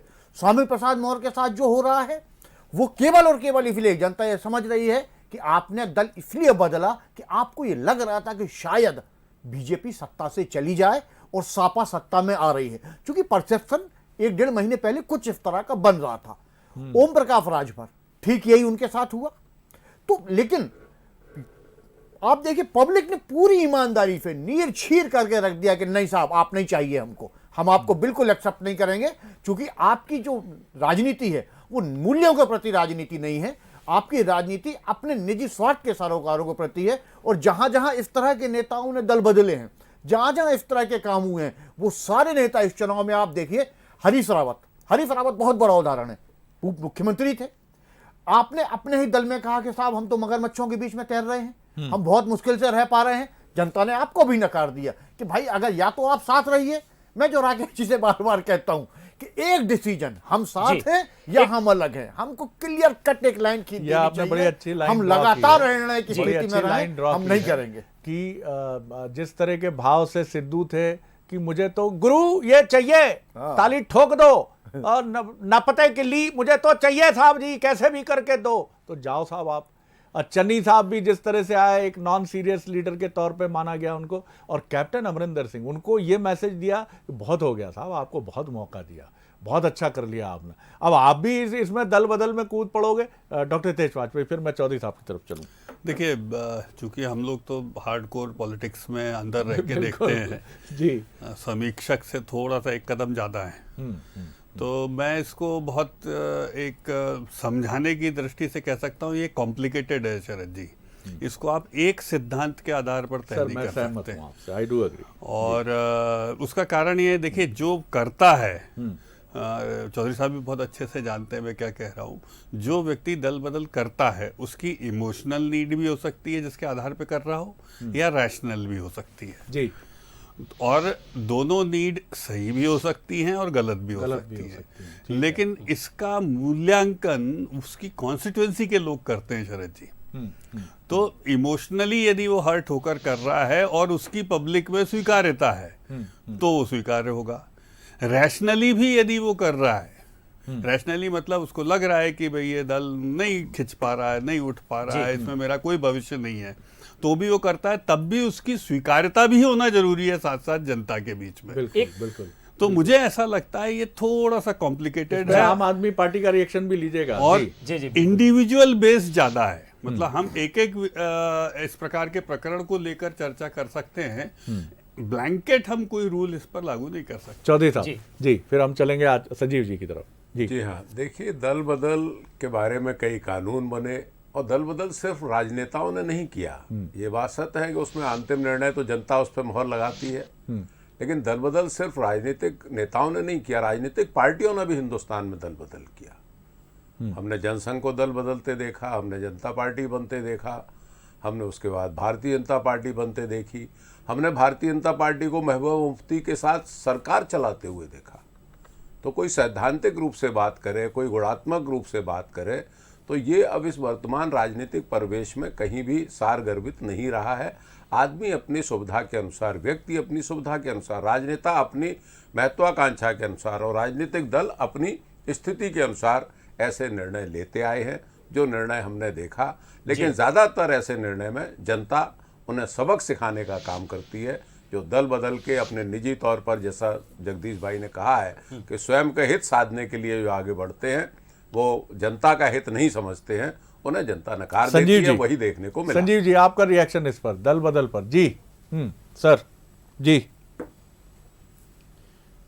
देखिए, दल बदल पर मेरा रिएक्शन तो ये है कि दल बदल बेसिकली एक संविधान विरोधी, लोकतंत्र विरोधी प्रक्रिया है कि जनता चुनती है किसी को और बाद में वो दूसरी पार्टी में चला जाता है। और मध्य प्रदेश ने इस चीज को देखा है कि जनता ने चुना कांग्रेस को, लेकिन उनके विधायक चले गए बीजेपी में जाकर के। तो दल बदल की जो प्रवृत्ति है वास्तव में लोकतंत्र के लिए, दलगत प्रणाली के लिए, भारतीय संविधान के लिए एक बहुत घातक प्रवृत्ति है। और मैं तो संसद में बैठे लोगों से निवेदन करता चाहता हूं कि दल बदल जो कानून है उसको इतना सख्त बनाया जाए कि इस प्रकार की प्रक्रियाएं हो ही नहीं। एक दिलचस्प सवाल आया, विजय जी अनुमति देंगे तो मैं पूछूंगा। जी बिल्कुल, मत प्लीज। जी जी जी, संजीव जी बोल लीजिए, आप बोल लीजिए, फिर मैं सवाल पर आता हूँ। जी जी जी जी, मैं कुछ बोलना चाहता हूं। अभी थोड़ी देर पहले भारतीय जनता पार्टी के प्रदेश अध्यक्ष बीडी शर्मा जी ने कहा था कि पंजाब की जनता भी केजरीवाल के चरित्र को पहचान जाएगी। तो वास्तव में ये बीडी शर्मा जी की हताशा है। मैं आदरणीय कप्तान सिंह सोलंकी जी को साधुवाद देना चाहता हूं, जिन्होंने स्वीकारोक्ति की कि ये सुपड़ा साफ हुआ है इनका और हमें सीखना चाहिए। ये एक जो है एक योग्य राजनेता की निशानी होती है। इस तरीके से आप किसी व्यक्ति के ऊपर चरित्र हनन नहीं कर सकते कि केजरीवाल के चरित्र को पंजाब की जनता पहचान जाएगी। दिल्ली की जनता पहचान चुकी है, पंजाब की जनता पहचान चुकी है। उसी का नतीजा है कि आम आदमी पार्टी को पंजाब में जनादेश प्राप्त हुआ है और आने वाले समय में मध्य प्रदेश की जनता भी केजरीवाल के चरित्र को पहचानेगी, पूरा देश उनके चरित्र को पहचानेगा। इस तरीके के जो आरोप है मैं इनका विरोध करता हूं। चुनाव के पहले भी उनके ऊपर इस प्रकार के आरोप, चुनाव के पहले भी उनके ऊपर इस प्रकार के आरोप लगाए थे और जनता ने उसका परिणाम दे दिया है। जनता ने उसको जी जी बोल लीजिए सर, आज आपका मौका है सर, पंजाब आपके साथ है सर। बोलिए, कुछ अच्छा बोलिए साहब। जी नहीं सर देखिए शरद जी मैं बिल्कुल बोलूंगा। हितेश वाजपेयी जी मेरे बहुत अच्छे मित्र, उन्होंने कभी भी राजनीतिक रूप से इस प्रकार की टिप्पणी कभी नहीं की किसी पार्टी के खिलाफ। लेकिन ये जो प्रदेश अध्यक्ष द्वारा जो टिप्पणी की गई, मैं इसका सख्त विरोध करता हूं। आपने किसी व्यक्ति के चरित्र का हनन किया है एक राष्ट्रीय चैनल पर। नहीं, चरित्र की नहीं ऐसा नहीं सर। आज अच्छा दिन है, पॉलिटिकल बात करिए, आज कड़वाहट मत रखिए सर जी, नाराज हो रहे और कड़वाहट मत रखिए। और केजरीवाल जी हमको डांट देते कभी-कभी। सर चरित्र नहीं, उन्होंने ऐसा कुछ नहीं कहा। मैं कोई डिफेंड नहीं कर रहा हूं उनको, ना ये मेरा काम है।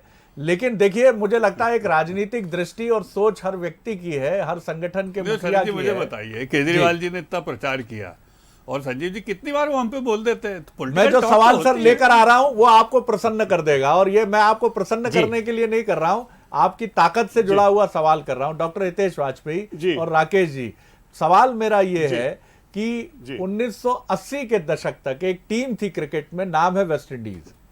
वो आती थी, क्लाइव लाइड आते थे, उनके पास बिग बर्ड आते थे, गार्नर आते थे, माइकल होल्डिंग आते थे, मार्शल आते थे और आउट क्लास करके चले जाते थे। ये रुतबा कभी कांग्रेस का रहा 80 के दशक तक देश की राजनीति में। फिर एक टीम आती है जिसको कोई नहीं जानता है, जिसकी इंडिया से जाती है, जो आपस में बैठ के दिल्ली की पंजाबी में बात करते होटल, ओ तुसी क्या करोगे कपिल पाजी, ओ कल ते हमारे पास कुछ है ही नहीं, ओ देखते देखते फाइनल दे विच पहुंच गए यार। और वो टीम जब उतरती है, और वो टीम साहब दुनिया को चमत्कृत कर देती है। कपिल देव की टीम, जिसमें बलविंदर सिंह सिद्धू, साइनस की वजह से बार बार नाक सुड़कने वाले श्रीकांत, और वो टीम सबको आउट क्लास कर देती है, क्योंकि वो टीम फ्रेश होती है, वो टीम नई होती है, उसकी टीम पे कोई बैगेज लदा नहीं होता। जैसे अभी मैं संजीव जी को देख रहा हूं, एक प्लेन चेहरा है। बीजेपी का भी अभी आप कह सकते हैं कि काफी हद तक वो एक नया ब्लड है, उसी टीम की तरह जिसने 82 में चुनाव जीता था। मासूमियत रखना, इसको इंटैक्ट रखना डॉक्टर हितेश वाजपेयी, यही सबसे बड़ा कमाल है। कांग्रेस ने जब तक इसको साधा, उसमें दोहराव नहीं था, उसमें अहंकार नहीं था, उसमें रिपीटेशन नहीं था, उसमें कहीं ऐसा नहीं लगा कि सब चीजें पता चल रही हैं, अब ये करेंगे, अब ये करेंगे, अब ये करेंगे। क्या ये बहुत महत्वपूर्ण एलिमेंट है सर? देखिए, आपने जो कहा है उसको बॉलीवुड की भाषा में, आप क्रिकेट देखते हो, मैं फिल्में ज्यादा देखता हूँ, तो उसमें कहा जाता है ना कि दुल्हन वही जो पिया मन भाए जी। तो साहब नेताओं को तो सबक लेना चाहिए संजीव जी जनता से। तो आज का जनादेश ये बता रहा है कि भाई उनको किस प्रकार की तस्वीर मिल रही है। जरा इसको देखिए, मैं माफी चाह रहा हूँ, आपको रोक रहा हूँ, लेकिन भगवान मान कुछ कह रहे हैं, जरा इसको सुनते हैं। ਅੱਜ ਮੈਂ ਇਸ ਮੰਚ ਤੋਂ ਉਹਨਾਂ ਨੂੰ ਕਹਿਣਾ ਚਾਹੁੰਦਾ,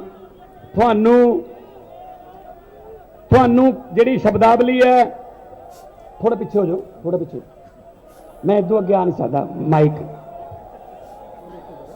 ਵੀਰੋ, ਇਹ ਸ਼ਬਦਾਵਲੀ ਉਹਨਾਂ ਨੂੰ ਮੁਬਾਰਕ ਹੋਵੇ। ਤੁਸੀਂ ਸਾਡੇ ਤੇ ਚਿੱਕੜ ਸੁੱਟਿਆ, ਨਿੱਜੀ ਗੱਲਾਂ ਕੀਤੀਆਂ, ਪਰਿਵਾਰਾਂ ਬਾਰੇ ਹੋਰ ਪਤਾ ਨਹੀਂ ਕੀ, ਪਰ ਲੋਕਾਂ ਨੇ ਇਸ ਗੱਲ ਨੂੰ ਨਹੀਂ ਮੰਨਿਆ। ਅਸੀਂ ਤੁਹਾਨੂੰ ਜਿਹੜੇ ਸਾਡੇ ਤੇ ਚਿੱਕੜ ਸੁੱਟਣ ਵਾਲੇ ਸੀ, ਅੱਜ ਮੈਂ ਤੁਹਾਡੇ ਜਰੀਏ ਤੁਹਾਡੇ ਸਾਹਮਣੇ ਗੱਲ ਕਹਿਣਾ ਕਿ ਅਸੀਂ ਉਹਨਾਂ ਨੂੰ ਮਾਫ ਕਰ ਦਿੰਦੇ ਹਾਂ। ਪਰ ਹੁਣ ਅੱਗੇ ਤੋਂ 3.25 ਕਰੋੜ ਪੰਜਾਬੀਆਂ ਦੀ ਇੱਜ਼ਤ ਕਰਨੀ ਸ਼ੁਰੂ ਕਰਨੀ ਪਊਗੀ ਸਭ ਨੂੰ। ਬਹੁਤ ਬੇਇੱਜ਼ਤੀਆਂ ਕਰ ਲੀਆਂ ਸਾਡੀਆਂ ਤੁਸੀਂ, ਸਾਡੇ ਬਜ਼ੁਰਗ, ਜੁੱਤੀਆਂ ਟੁੱਟ ਗਈਆਂ, ਦਾੜੀਆਂ ਚਿੱਟੀਆਂ ਹੋ ਗਈਆਂ, ਦਫ਼ਤਰਾਂ ਦੇ ਗੇੜੇ ਮਾਰਦਿਆਂ ਦੀਆਂ, ਕਚਹਿਰੀਆਂ ਜਾਂਦਿਆਂ ਦੀਆਂ, ਤਹਿਸੀਲਾਂ ਜਾਂਦਿਆਂ ਦੀਆਂ, ਝਿੜਕਾਂ ਖਾ ਕੇ ਆਉਂਦੇ ਆ। ਚਲੋ ਬੁੜਿਆ, ਕਿੱਧਰ ਮੂੰਹ ਚੱਕਿਆ ਹੈ ਨਹੀਂ। ਸਾਹਿਬ ਬੁੱਧਵਾਰ ਨੂੰ ਆਉਣਗੇ, ਸਾਹਿਬ ਵੀਰਵਾਰ ਨੂੰ ਆਉਣਗੇ, ਉਹ ਬੁੱਧਵਾਰ ਵੀਰਵਾਰ ਆਏ ਹੀ ਨਹੀਂ।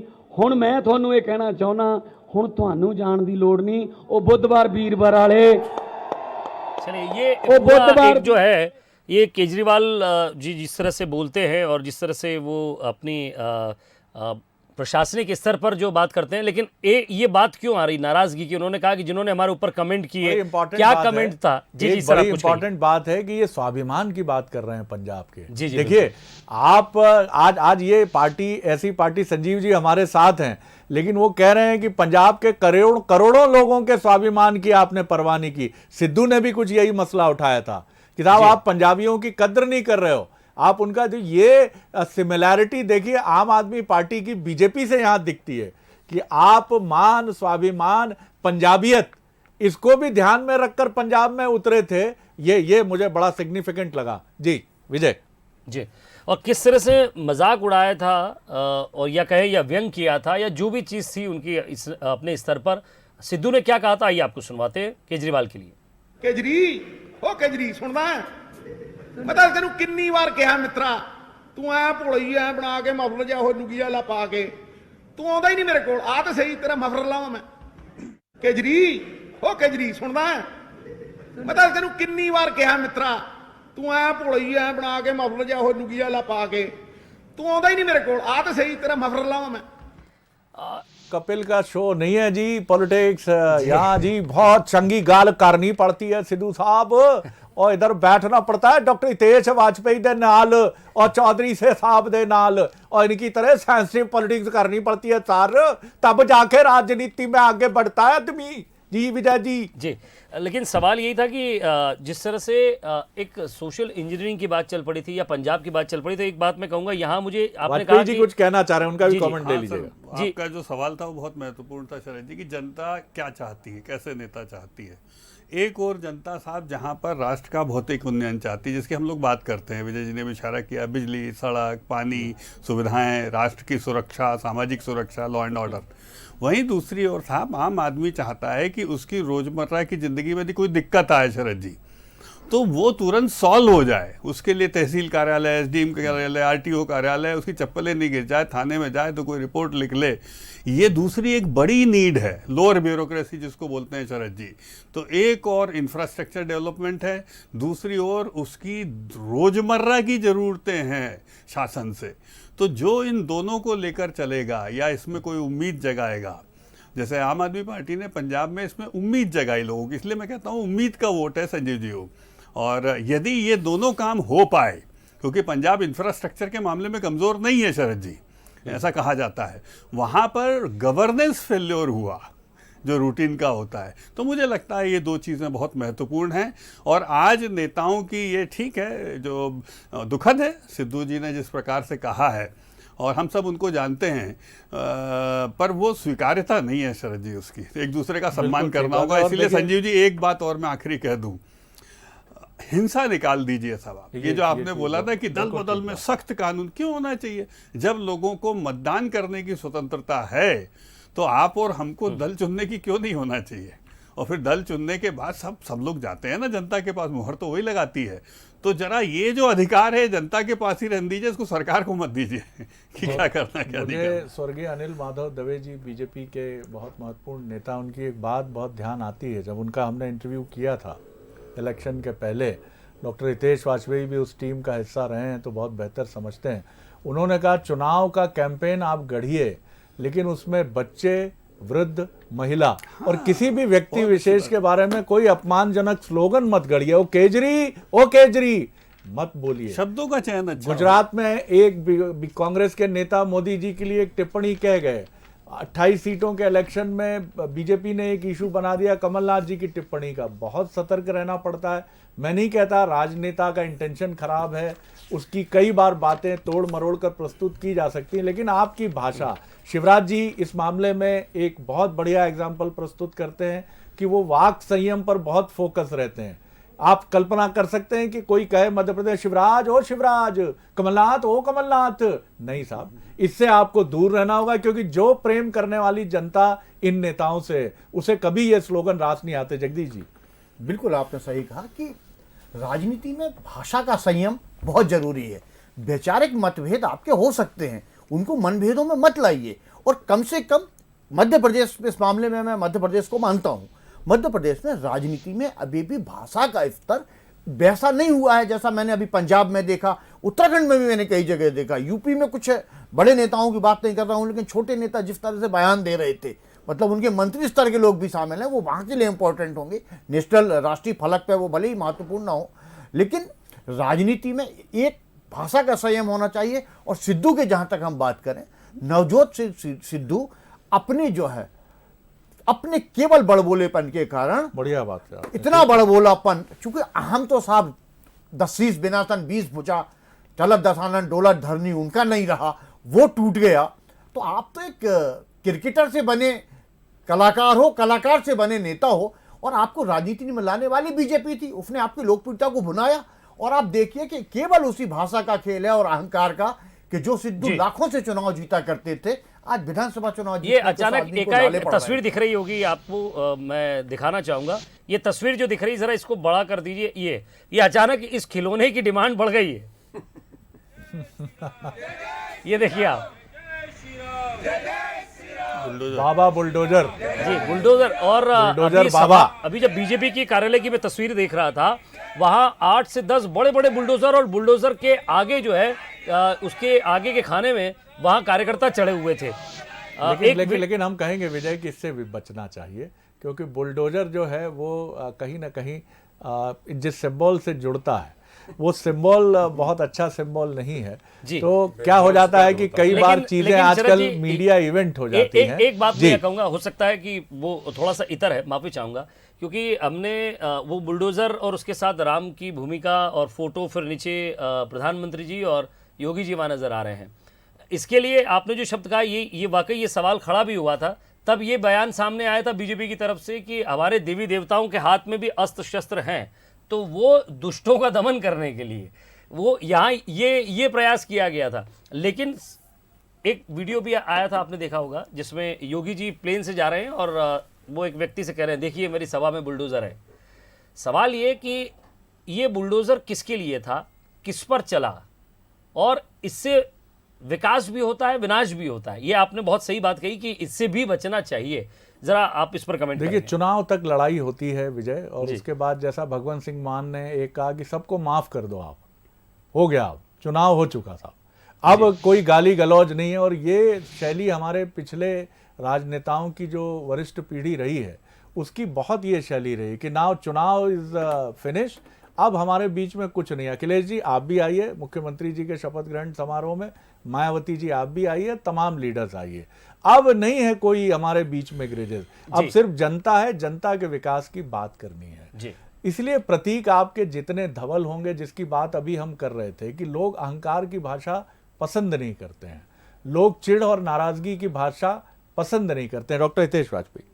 नहीं, बिल्कुल आपने बहुत अच्छा कहा साहब, और इसीलिए मैंने जब दल बदल को लेके थोड़ी सी ऐसा लगा मुझे कुछ सख्ती और तलखी आ रही है, तो मैंने कहा साहब देखिए लोकतंत्र का उत्सव है ये। चौधरी जी भी लोकतंत्र के लिए सारा जीवन दे रहे हैं, संजीव जी भी टोपी लगा के कोशिश कर रहे हैं, तो लेट द पीपल असेस। हाँ, हम एक दूसरे को क्यों इतना हिंसा लेके घूमते हो साहब, जिसको अच्छा लगे जनता को तय करने दे, बात यही है, जनता तय करे। हम सब, और जनता ने लेकिन संदेश यही दिया है डॉक्टर साहब कि आप व्यक्तिगत कारणों से दल बदलेंगे तो हम आपको नकार देंगे, वो तय कर लेती है। बिल्कुल। चौधरी साहब आपका रिएक्शन।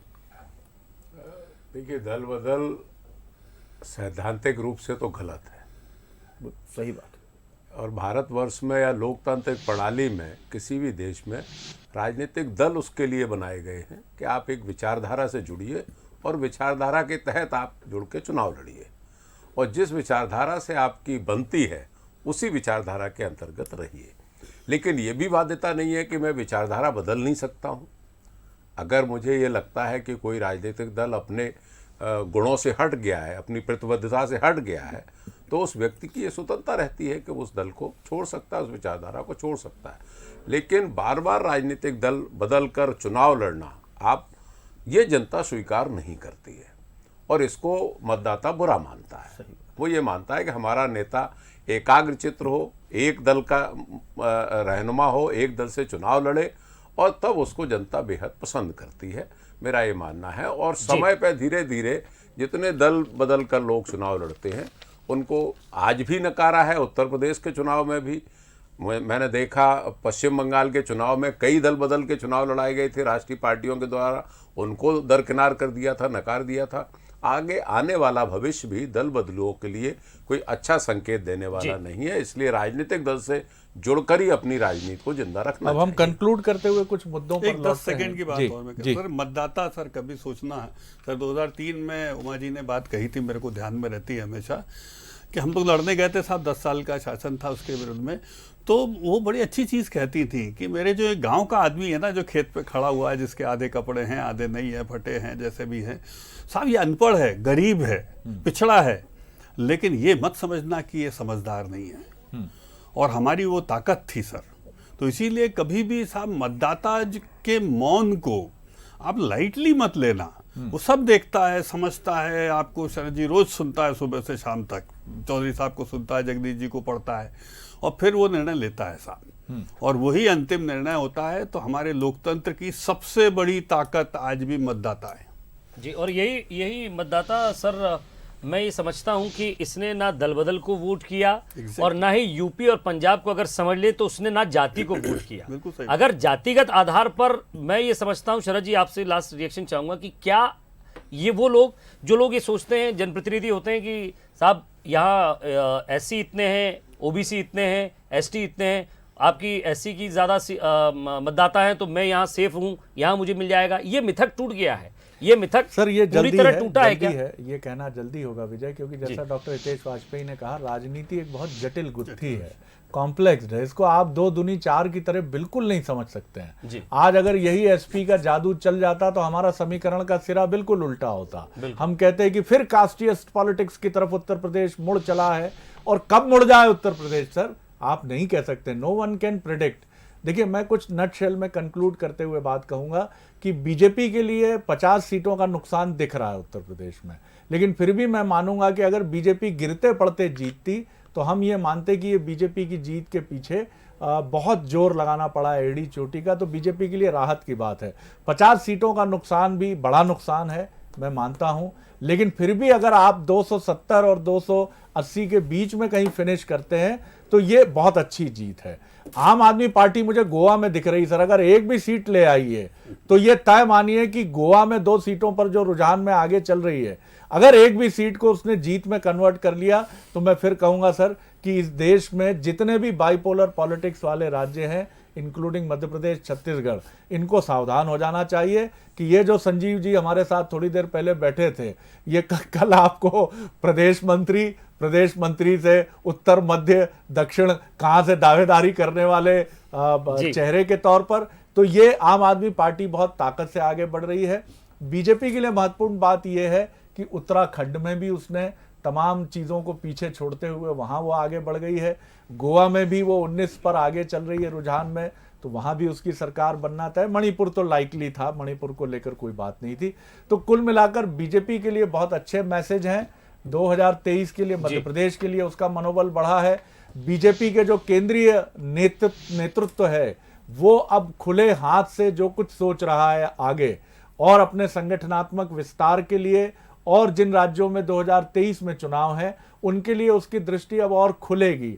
वो और उत्साह के साथ इन राज्यों में चुनाव की तैयारी करेगा, और इसी के साथ आम आदमी पार्टी का मैसेज अगर वो अच्छे से डिकोड करेगा तो वो ये समझेगा कि ये बिल्कुल सही समय है जब 50 के नीचे के राजनेताओं को सत्ता में भागीदारी, संगठन में भागीदारी को बढ़ चढ़ कर लाना होगा, क्योंकि वो फ्रेश चेहरे, जिनके चेहरे पर ऐंठन नहीं है, जिनके चेहरे पर थकान नहीं है, जिनके चेहरे में राजनीति में आकर कुछ करने का रुझान है, आम आदमी पार्टी का उफान इसी वजह से। इन सारी चीजों को मुझे लगता है यही मैसेजिंग हमारे पास। और एक जो ऊपर ट्रेलर चल रहा है 24 का ट्रेलर, वो भी हम नहीं भूलेंगे, क्योंकि एक पैनल हमारे साथ है। पैनल बदलेगा लेकिन आपको चैनल नहीं बदलना है, क्योंकि ये जो 24 का ट्रेलर है ना, यहाँ से बार बार ये कहा जाता था, सभी यही कहते थे, मैं भी सुनता था, दिल्ली का रास्ता यूपी से होकर जाता है, तो आप ज़रा यूपी होकर ही चला जाएगा। अगली डिबेट में हम बढ़ेंगे, एक छोटा सा ब्रेक